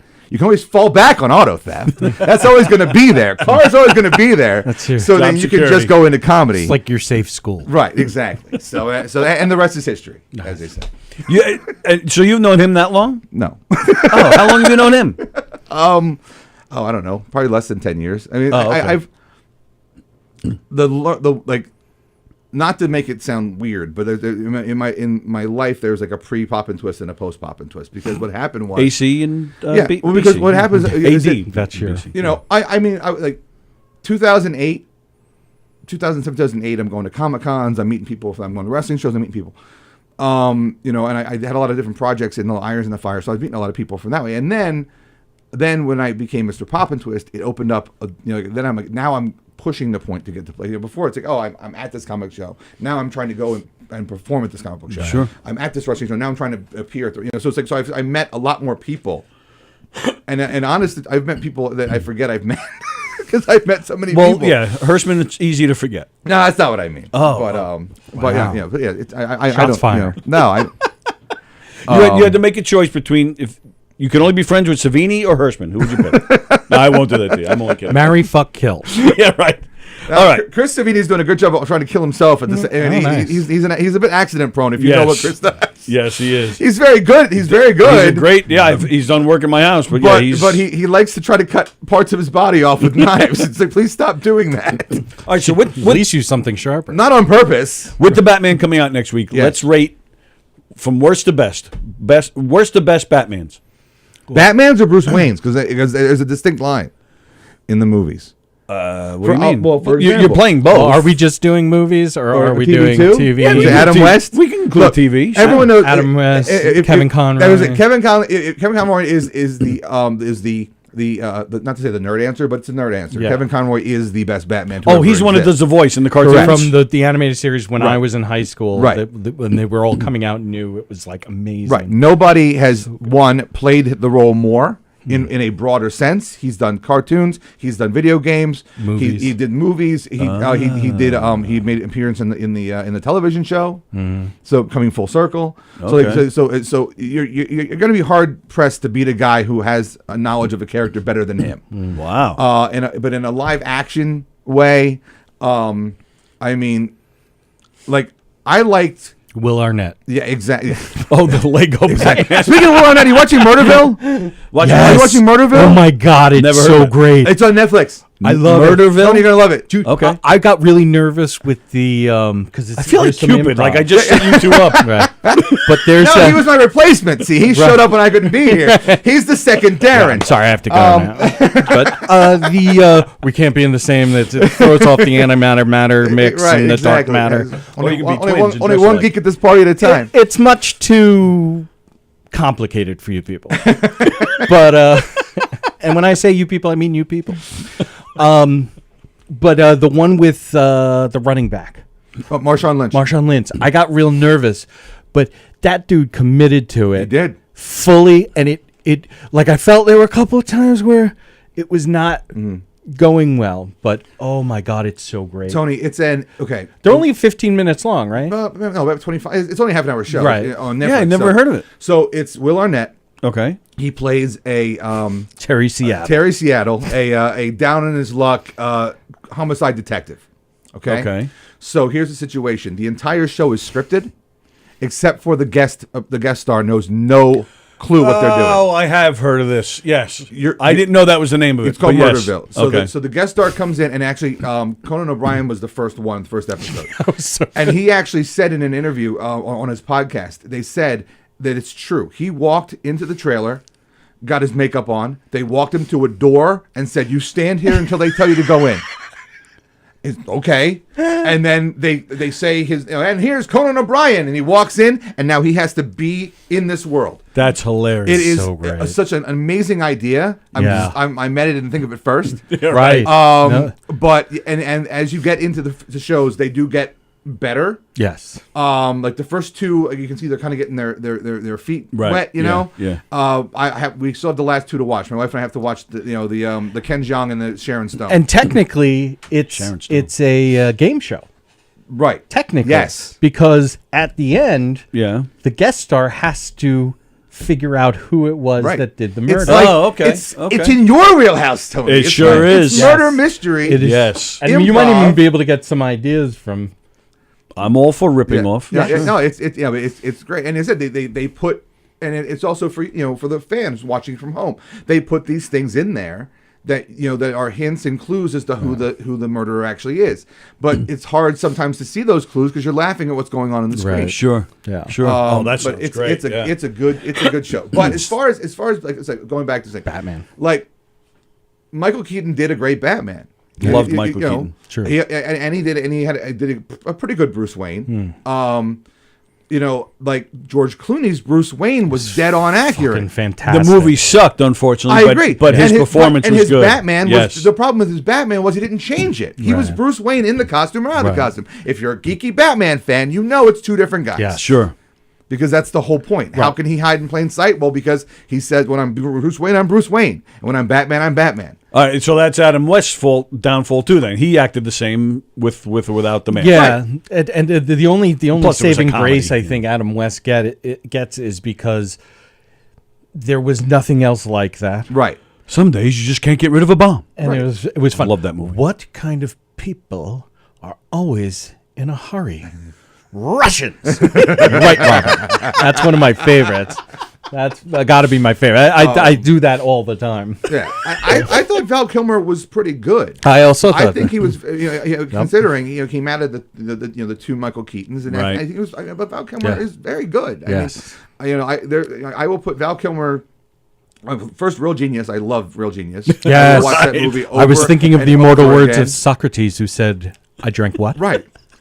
I think that movie is great. Yes. It even though it's very 80s, it's still the humor. Do you still run? Only when chased. I still use that. I've heard you say that one before. First, okay, what we're gonna do? Take a step back. Take a step forward. Take a step back. A step forward. Now we're cha-cha. Like it's just there's so much in that movie that's just great. Yeah. And I said I love him in that. I know he doesn't get a lot of credit, but Willow, he carries that movie. Thank you. Yep. We talked to Kevin Pollak.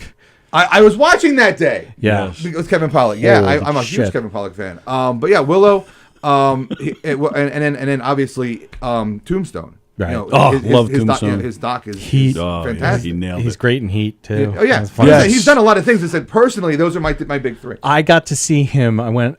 He was at a comedy club in the Palisades Mall, and in Rockland, where I went up there. He was screening the movie of him doing Mark Twain, because I'm a huge Mark Twain fan also. Right. And so, paid the money to like have my picture with him.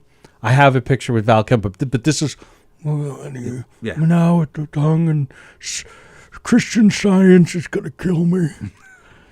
Like it kills everybody. Yeah, I watched his documentary. It's very, very good. Yeah, I've been wanting to watch that. Documentary on Netflix, on Amazon Prime. Yeah, I haven't seen that yet. Very, very good. Yeah. And again, it's not a spoiler per se. There are times where he cannot speak. So his son narrates, and you're like, holy crap, his son sounds just like him. Oh, really? Wow. But yeah. So I mean, so when it comes to Batman, I can't just pick one. It's like a box of chocolates. I have a variety of what I like. Tim Thompson once asked me. I was wearing a Batman T-shirt and had gone to watch a show, and I was leaving, and he's like, I keep forgetting to ask you, who's your favorite Batman? And I'm like, oh, come on, dude. And I think I got. It's like, what's my favorite Beatle? I got credibility. I think I got credibility with him in that moment because I was like, oh, come on. I mean, you know what? I'm gonna fucking bail on this. I'm gonna say Kevin Conroy. Yeah, I know people. There are big people who are big fans of Christian Bale's Batman and the Christopher Nolan trilogy. I am not one of those people. I'm not either. I love the movies, but I'm not a fan of Bale's performance. And I feel, unfortunately, that because Heath Ledger passed away and was a very talented man, that the second movie is not that good. he's great. Right. So he has elevated the entire movie. The movie itself, in my opinion, should never have been nominated for an Academy Award. They're, that's just, because they were giving it to Heath Ledger because they knew he's not going to get a chance at an Academy Award anymore. Sure. So that so we'll nod the movie.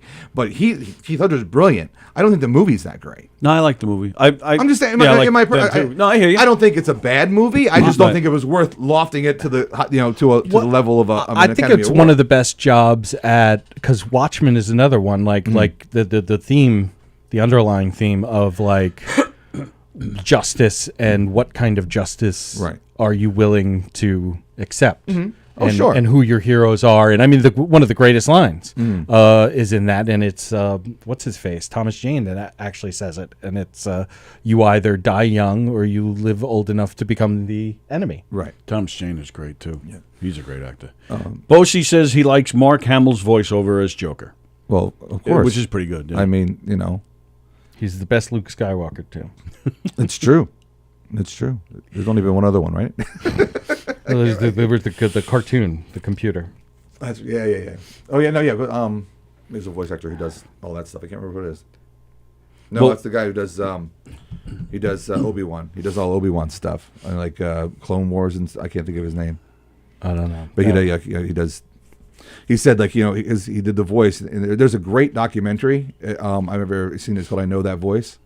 If you're an animation fan at all, it's all about cartoon voice actors and what they go through to do their job. They talking to Mel Blanc or Mel Blanc? It's post Mel Blanc. Mel Blanc's been they mentioned him because how can you not? Oh, what a genius that man was. But it's just a lot of these guys talking about this is the thing that got Chris Rock in a little bit of trouble a couple of years ago. Chris Rock, when the Academy Awards did an Academy Awards speech, he goes, "People think acting is hard. Well, it is hard, but voice acting is easy." And he goes, "All I do is I walk into a room, I talk for 15 minutes, and then I leave. And they pay me $100,000." And it's like, well, that's not how it works. That's right. They hired you to sound like Chris Rock. Right. So you, Chris Rock, go in, be Chris Rock, leave as Chris Rock, and it's fine. Yeah. But the 10,000 cartoons that or hundreds of cartoons that are produced every year, you have to be somebody else. You have to create a character and be something that you're not. Did you? Speaking of Mark Hamill, did you hear how they put together the Luke Skywalker in the Boba Fett series? This is what I was kind of referencing. Did you hear about this? I heard part. I actually haven't seen all that yet. Oh, that's okay. Did I just ruin it? No. Look, because we live in a world. We live in a world. It's been out long enough. Right? No, we live in a world where because look, I'll say this, and the Mandalorian season 2. Yeah. Mark Hamill himself spoiled it for me on Twitter. So just proves that if you weren't watching it the day that it comes out, you're screwed. Did he put out that he was going to be on it or something? He totally out of the fact he was going to be on it. Wow. Oh, there you go. Was that the Kilmer photo? Val Kilmer. I've never met Val Kilmer. So if there you go. So if the guy himself spoils it, and there's nothing you can do about that. So he's in the Boba Fett show. And it turns out, first off, it's not really him. Right. It's all computer. But then the voice, it's him, but what they did was, apparently now there's some kind of program where you can put in the audio of like a ton of different movies that he was in. Okay. And then the computer spits out, by taking words from all these movies, it spits out the script for whatever it is. In this case, Fett. It spits out Mark Hamill's voice saying what they need him to say. Not a shock in Boba Fett. So he had nothing to do with it. Right. They just threw in all the Star Wars shows, and they threw in even some non-Star Wars stuff, and the computer just picks it all out and then changes. He may be saying Yoda. Yoda, but then they might change it to Yoda. Like it's amazing what. I was blown away when I read that. You ever see Tango and Cash? I love that. Oh, jeez, I haven't seen that probably since it was out in the theater. So that movie is how old? 80s. Right, late 80s, right? I want to say. And the technology was being talked about then. Is that right? You could do it. Oh, so it doesn't shock me at all. You can put it on a computer and do it now. Put it on a keyboard. Crazy. Just play all the songs you want on a keyboard. Right.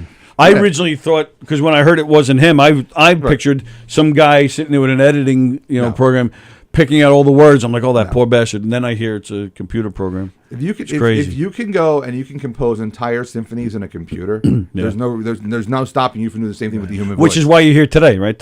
To play us your symphony? Yes. Your opus. It's taken me 2 years. I had to just feel about the fact that I wasn't on Knockem Dead, and I had to really internalize that, and then I let that come out through my hands, and that was a good thing you did. What did we do? Were we off for a week or two or something, and you posted a video imitating me, Eric, and Sallie? And you nailed it. It was brilliant. I got to look for that. I haven't seen that in a while. That's because Sallie is high.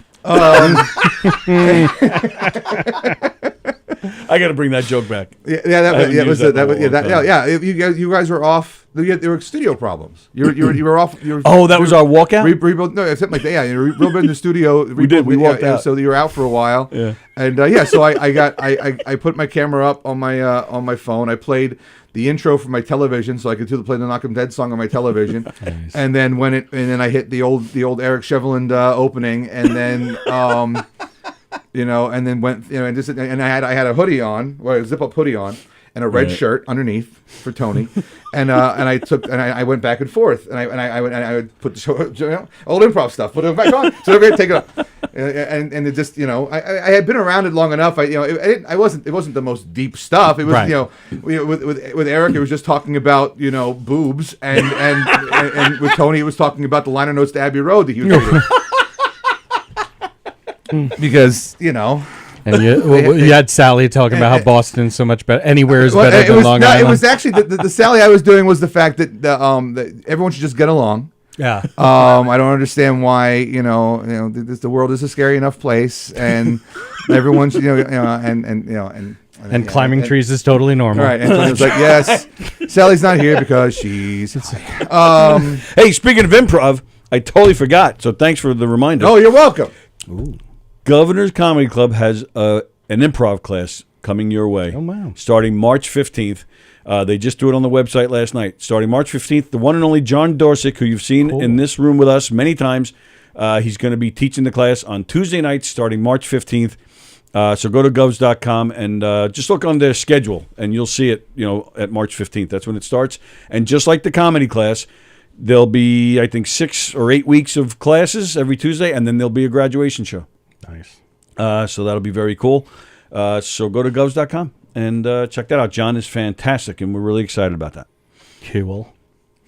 What'd you say? I said Kewell. He said, spelled with the appropriate Kewl spelling. Right. Well, Harry Kewell was a midfielder for Liverpool back in the 90s. He's an Australian player. Oh, okay. Look at this. Is that Liverpool? Would that be the soccer? It is the football. Footy.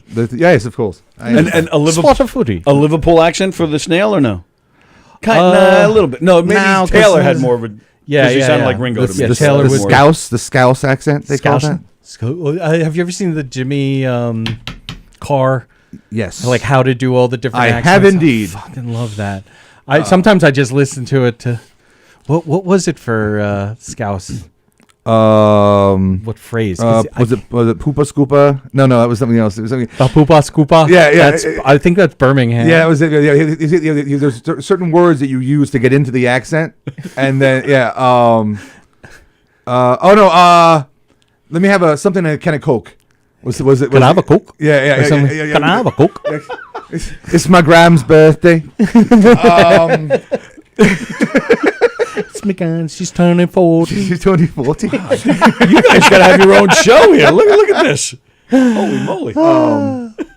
But yeah, when do I get to plug my new cool hotness? Oh, plug anything. All right. Right now. Go ahead. Your new what? I'll show you. So, okay, I'll preface it first.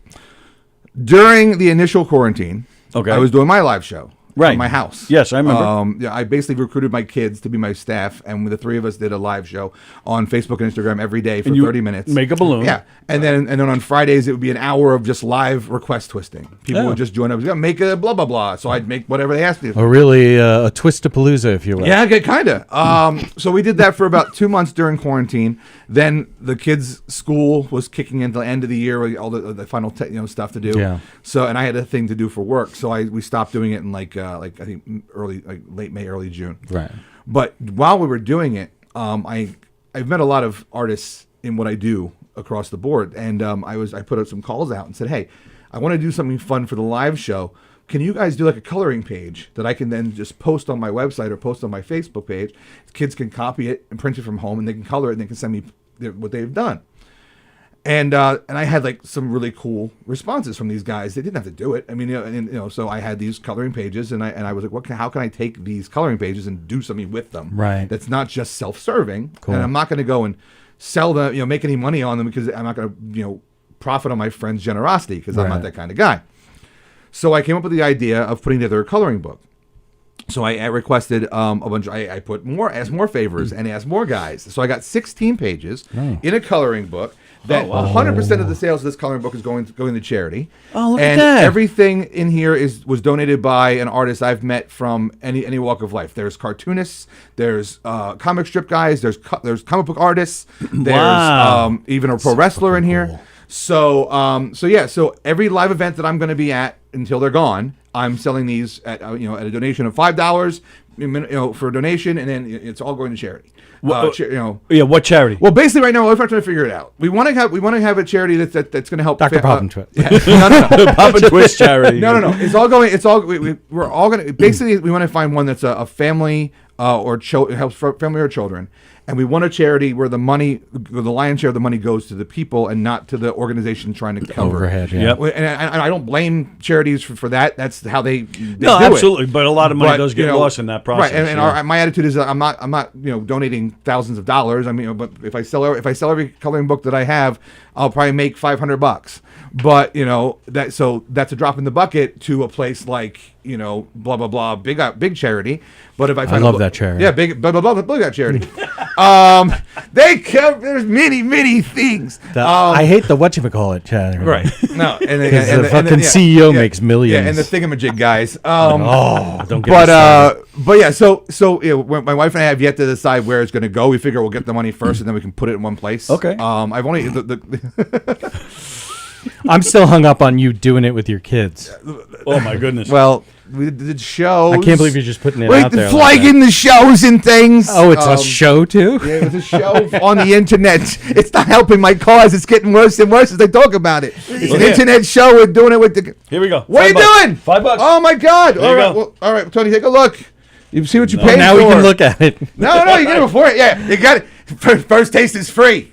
Next time you got to pay. Here, I'll show you. I'm going to definitely be hitting you up after. No, I want to show you. So, being an old school comic book guy, that's Greg the Rock from Flash and Legion of Superheroes. Yeah. Just saying. My brother, huge Legion of Superheroes fan. And then this is my wrestling flex. That's Lash LaRue. Oh my God, that's so great! Did you really get Matt Groening for this? No, that's I was going to say, that's an homage by JB Art. He's an artist out of the Northeast, and he did that for me just for fun. And I asked him if I could put it in the coloring book. He said sure. Yeah, so it's not full on graining, so we can get away with it. This is awesome. And because the coloring books are in the charity, I'm not in trouble for right. That's the whole. I'm good. Fair use or whatever. It's an homage. Where can they get it? So right now it's going to be at my live shows. I have actually two big appearances coming up in March. I'm going to be at WinterCon in Queens on the March 12th and 13th. That's going to be at the Resorts World Casino. I've done that show numerous times, and then obviously they were off for 2 years because of COVID, like a lot of the shows.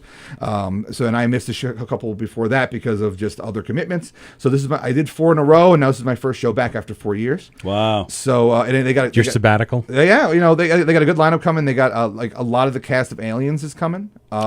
Cool. Really? Yeah. Sigourney Weaver? Not Sigourney Weaver. Damn it. Amazingly, Bill Paxton. Which is weird. No, it's actually a guy who's going to pretend to be Bill Paxton and tell Bill Paxton jokes. It's a skeleton. 5 meters. 4 meters. That's in the fucking room, man. That's game over, man. No, it's Michael Bean. I fucking love Michael Bean. I can't. I blank on. Again, I'm horrible with a lot of names. But it's a lot of the Space Marines, the Colonial Marines, are going to be there, and then they have Christiana Loken's going to be there. Cool. I'm blanking on a few other names, but yeah. So that so I'm just happy to be out and doing. I love doing the pop culture shows because it gives me inspiration. Right. Because I can go and go. Okay, you were in this movie. I'm gonna do that. Like, my plan is to actually build a full size alien at this show. Nice. Oh my God. I've never attempted a full size before, so I'm gonna really go in on that one. So that. You got to spoiler surprise. Some of his work is amazing. I still like this is going to be your Sistine Chapel. Oh no, I mean the Spider-Man that hangs upside down is that's my favorite. That's still that one got me on television, so that's a win. I'll call that one. But and then I'm also going to be at the Chocolate Expo on March 27th at the Cradle of Aviation Museum. Oh, cool. So I'll have them available there too. I think I have to talk to. I think they said it's okay if I do it. So to keep up with you, your Facebook page, and to keep up with you, to find out about appearances and get in the book. Okay. Yeah, all my stuff is the same. My website's MrPopandTwist.com. My Facebook, my Instagram, my Twitter, and my TikTok. You've been very active on TikTok. I've seen all Mr. Pop and Twist. I'm trying. I know it's tough, man. TikTok is look okay. As I said yesterday with Tony on the phone. Yeah, it's a full-time job. It really is. It's overwhelming. I'm not, and it's the same thing with YouTube. Like I'm a live performer. That's what I know a person, and her name is Shauna. She's out of California, and when she started doing live shows, when I started doing live shows, but she kept it up, and she's been doing it nonstop for 2 years, and she does and it's like requests, and she does these weird stuff. Her artwork is just phenomenal, and so she's and then she has a way with like Patreon and stuff, and people support her through that's great. I'm a live performer. I mean, my whole life I've been a live performer. So I'm trying to figure out how to go into the vein of taking that live feel and put it into a show. Like I said, I have this kid show idea that I'm still working on. And so the idea is to make it kind of a little bit of everything mishmash, I'm inspired by Captain Kangaroo and inspired by, Mr. Rogers. To a certain extent. You have to be. You can't. I was just watching this documentary last night. I said I want to do a family-friendly show, not a kid show. Right. Because what I do is for everybody. Right. And, and so my goal is, because there were 2 shows over the last couple of years that I thought nailed it on being able to be a children's show that you don't feel like you want to have your brains dig out your ears while you're watching it. Mm-hmm. And one was Imagination Movers on Disney. It was a couple of years back. They're a band out of I think New Orleans, and they had this. It was like the Monkees. It was like basically it was like the Monkees. The Monkees. It was great. It was brilliant. It was a brilliant show. I can hear Tony's erection. It was like a kid's version of the Monkees. It was all over the place. It was great. And there was another show that only lasted 1 year. It was on Noggin. It was great. It was called Upside Down Show. You can get it on Paramount now. That rings a bell. Yeah, was that the girl with the pink hair? No, that was Lazy that was Town. a porn. Oh yeah, that was Lazy Town. Yeah. Upside Down Show were 2 Australian improv performers. Okay. Doing a non sequitur kid show. And it was brilliant. It was just I don't know how much was improv and how much was scripted. Okay. It was absolutely brilliant. The episode, it would always start, they had some sort of goal to achieve by the end of the episode. Right. The house was full of rooms. All the rooms were ridiculous. So, and they had these. I can't describe it well enough. It's an experience you have to see. It lasted 13 episodes. It wasn't a long thing. I always say it was too smart for the room. Right. Because but it was my kids. Not that my kids are really smart, so evidence by my children. My father, it's my father as he goes to school every day. Which de facto makes me I'm a doubly genius because I have super genius. Hello, my name is Mud. It's a great episode. But so it was. I just and it's in that vein of Mr. Rogers. Mr. Rogers was like, you don't have to go and throw a pie in everyone's face to entertain kids. You can entertain kids being a little more and I mean, highbrow than that. If you're going to drop a fuck it's okay. Because that's just going to happen sometimes. But yeah, it was I take inspiration from a lot of different entertainment veins. So that's what the show was going to end up being, But yeah, so I'm that sounds great, really. Actually, yeah. It's just you don't see that anymore. No, and that's the point. Yeah. But the question is there a market for it? Because just because it was a thing that was around when we were growing up, is it still enough that kids are going to watch it now? I'm going to say yes, though, because that's an excellent point, but people are always looking for kid stuff, always. Right. So I think that reason alone, it could be tough. There might be overhead involved. There's going to be travel involved, but right. Well, it's like I do my Twisted Story show already, right? And so I have that going. And anyone knows, people may or may not know it's an improvisational storytelling show. The best way, someone actually told me this at an event, and I'm humbled by the comparison. But someone told me that it's like watching when Robin Williams would go off on a thing. Oh, that is a nice compliment. And because it's what I don't know what I'm going into when I get there. Right. We tell a story. The kids give me all the information. I bring the kids up on stage. It's frenetic as hell. Right. But it's literally a 30-minute story that we're telling for the first time with these kids. Right. And what they give me, I give back, and that's what it is. So I've been doing that. That we've talked about trying to, again, the idea of any kid show is you got to fit it inside 30 minutes, 27 minutes. That's the attention span of a kid show. Well, depends on the age. I mean, you can get away with an hour if they're older elementary school. But so it's trying to figure out, it might be a situation where we do a Twisted Story like once every 5 days, not do it every day, because I think my brain would explode in that situation. Absolutely. I mean, the most Twisted Stories I've done in one day was 6 at an elementary school. Then it was K through 5, right? And they brought all the kids in per class. Wow. So it's like it was kindergarten, but they didn't come in order. So I had a third grade class and a kindergarten class, But I can say I've done it. And I remember most of how the stories went. I still have the one story that I told this kindergarten class that is stuck in my heart. It's memorized and I can tell it. And one day I'll write it down because it's a fun story that these kids created. You can Google the date because that's also the day before the last Zodiac killer murders. He just couldn't take it anymore. No, that's exactly right.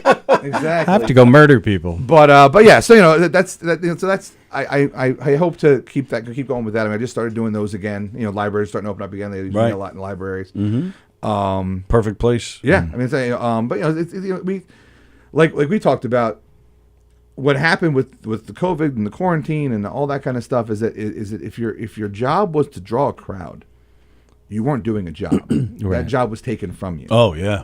So a lot of entertainers had to figure out how they could take what they were already doing, right, and say, okay, well, I can't draw a crowd. How can I do this? Right. Like my friend who was working for News 12 at the time, he did the local artist showcase on News 12.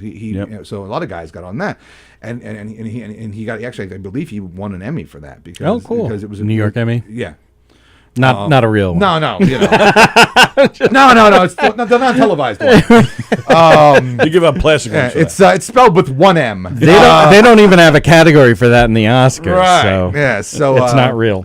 But yeah, so people, I know a lot of different people from artistic veins, trying to do. So that's why I try to do the live, the live online thing. But yeah, so we're all starting to test the waters coming back out. Like how many shows have you done like lately? That's exactly what I was going to say. We talked about that yesterday as well.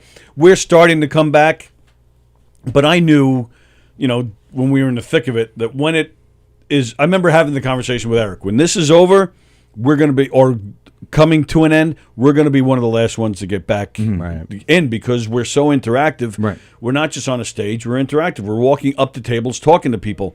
So to be that close to talk to somebody, we're going to be one of the last ones because they're not going to welcome that right away. Right. So it's been a slow, in fact, since the what is it? I always screw this up. Omicron? Omicron. Omicron, thank you. Right, which I think I had, by the way. That was I think that was everybody mine. thinks I they got it in have it. January. But, Since that has waned and there hasn't been another variant and things are getting lifted again, this month we've been busy with phone calls, inquiries. Right. And we did 2 shows this month. We have Eric and I have a couple of game shows in March. We're of course here at Governor's April 1st. We're getting there. Right. I mean, pre-COVID, we were doing 60 to 80 shows a year. Right. So, I'll be satisfied when I get back to that. But that's not for another year out. Right, exactly. At the very least, another year. In my opinion, and you can't plan for that either. Because Right. if you plan for that, because we don't know, every month we're going is a new world. Like not to be, it's true. And don't you dare close your eyes.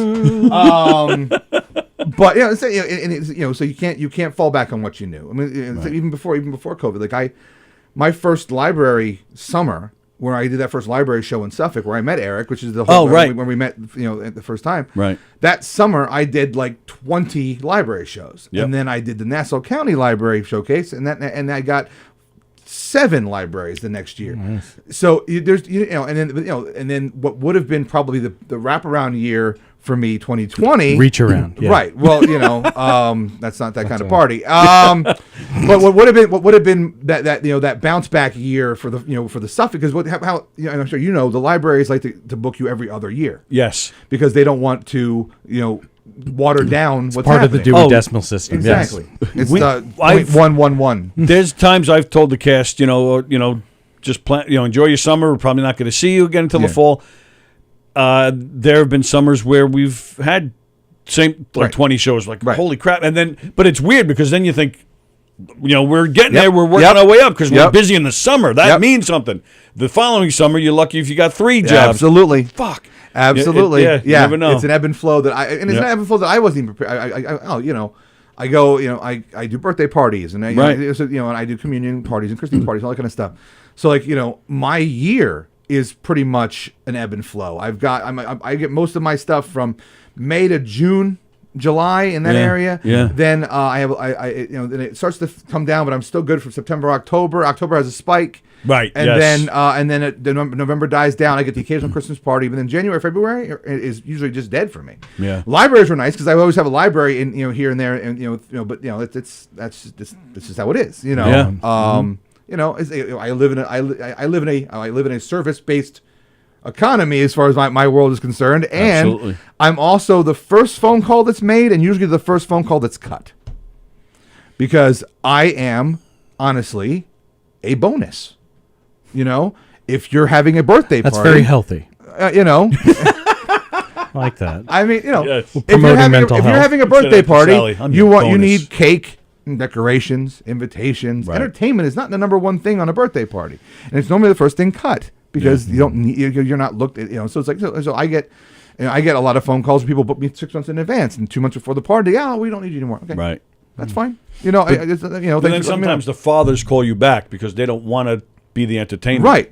Yeah, I get them. Yeah, Please, pal, just come here. And Yeah, pay I mean, it's like but especially when that was COVID, especially in the last year, I can give you numerous occasions where I got a phone call 2 days before saying, we have COVID, party's canceled. Right. No problem. Yep. Now I run my business the same way. I don't take a booking fee or a deposit. I'm a handshake guy.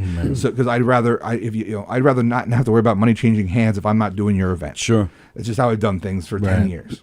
So it's easy now. You could have said, okay, I'm going to go on Facebook Live and make the balloon, and then for whatever amount of money, I don't know what you charge for the balloons, but whatever amount of money, I'll make your balloon on the Facebook Live and then send it to you.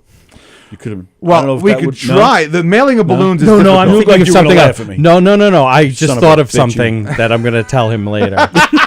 It's not safe for the airwaves. No, but in case you do it, okay. I don't want anybody to steal it. Right. I mean, so I know people, like you said, there are people they twist balloons on Twitch. They do. I know, but that sounds dirty. But anything on Twitch sounds dirty. I mean, everything sounds dirty to me too. But you can people will pay like here's the thing when you think about it. There's people will pay for anything. People will pay to watch people play video games on Twitch. Yeah. You don't even play your own video game. You're watching somebody else play a video game. This says Dallas, Texas. Dallas, Texas. So we'll see if it's a telemarketer or not. And then after that, it's time for us to get out of here. Oh my gosh, already? It's 1 o'clock. Oh my Hey, yeah, gosh. you're live on the air. Who's this?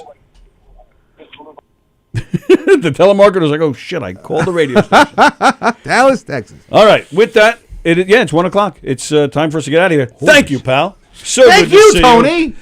Mr. Pop and Twist on all the social media and the website as well. Yeah, MrPopandTwist.com. Get in touch with him, go see him, and get a book. Yeah, I'm trying to figure out a way to do that in an order type way. Like people can order it and say, but it becomes a shipping issue right now, unfortunately. Everybody does it. I just did it, and I'm ready to do it again. What do you got this weekend? Anything? No, I'm going to see Billy tonight. Where? In Stand Up New York. Okay. So it's going to be Winchell, me, Billy in a car, and Billy's mom. Billy's got the coolest mom. I hope there's more than the 4 of you in the crowd at the show. No, there'll be more because it's a bringer. Dallas, Be funny. Dallas is calling again, so let's. Okay. I'll give it another shot, and then let's see what happens. Your last chance. You're live on the air again. Who's this? Hello. Oh, and they hung. All right. So much for you, Dallas. I never liked Dallas. Yeah, me neither. So, all right, there we go. We're out. Everybody enjoy your weekend. Tonight, Top Fives with Don Sill. Tonight. Tomorrow, live from Governor's Green Room returns. We have not been on for probably like a month. We'll be back tomorrow night. It's going to be a great show. Jeff Bosey's going to be here. Some people performing in Butera's show in a little room have already said they're coming in, and we're hoping to get the Compound Media guys who are performing on the main stage, hoping to get them in here. And then that's it for the weekend. And then Sallie and I are back on Monday. And that's it. Thank you, guys. Thank you. Thanks, Everybody Tony. have a great weekend, and we'll see you guys. Bang, bang.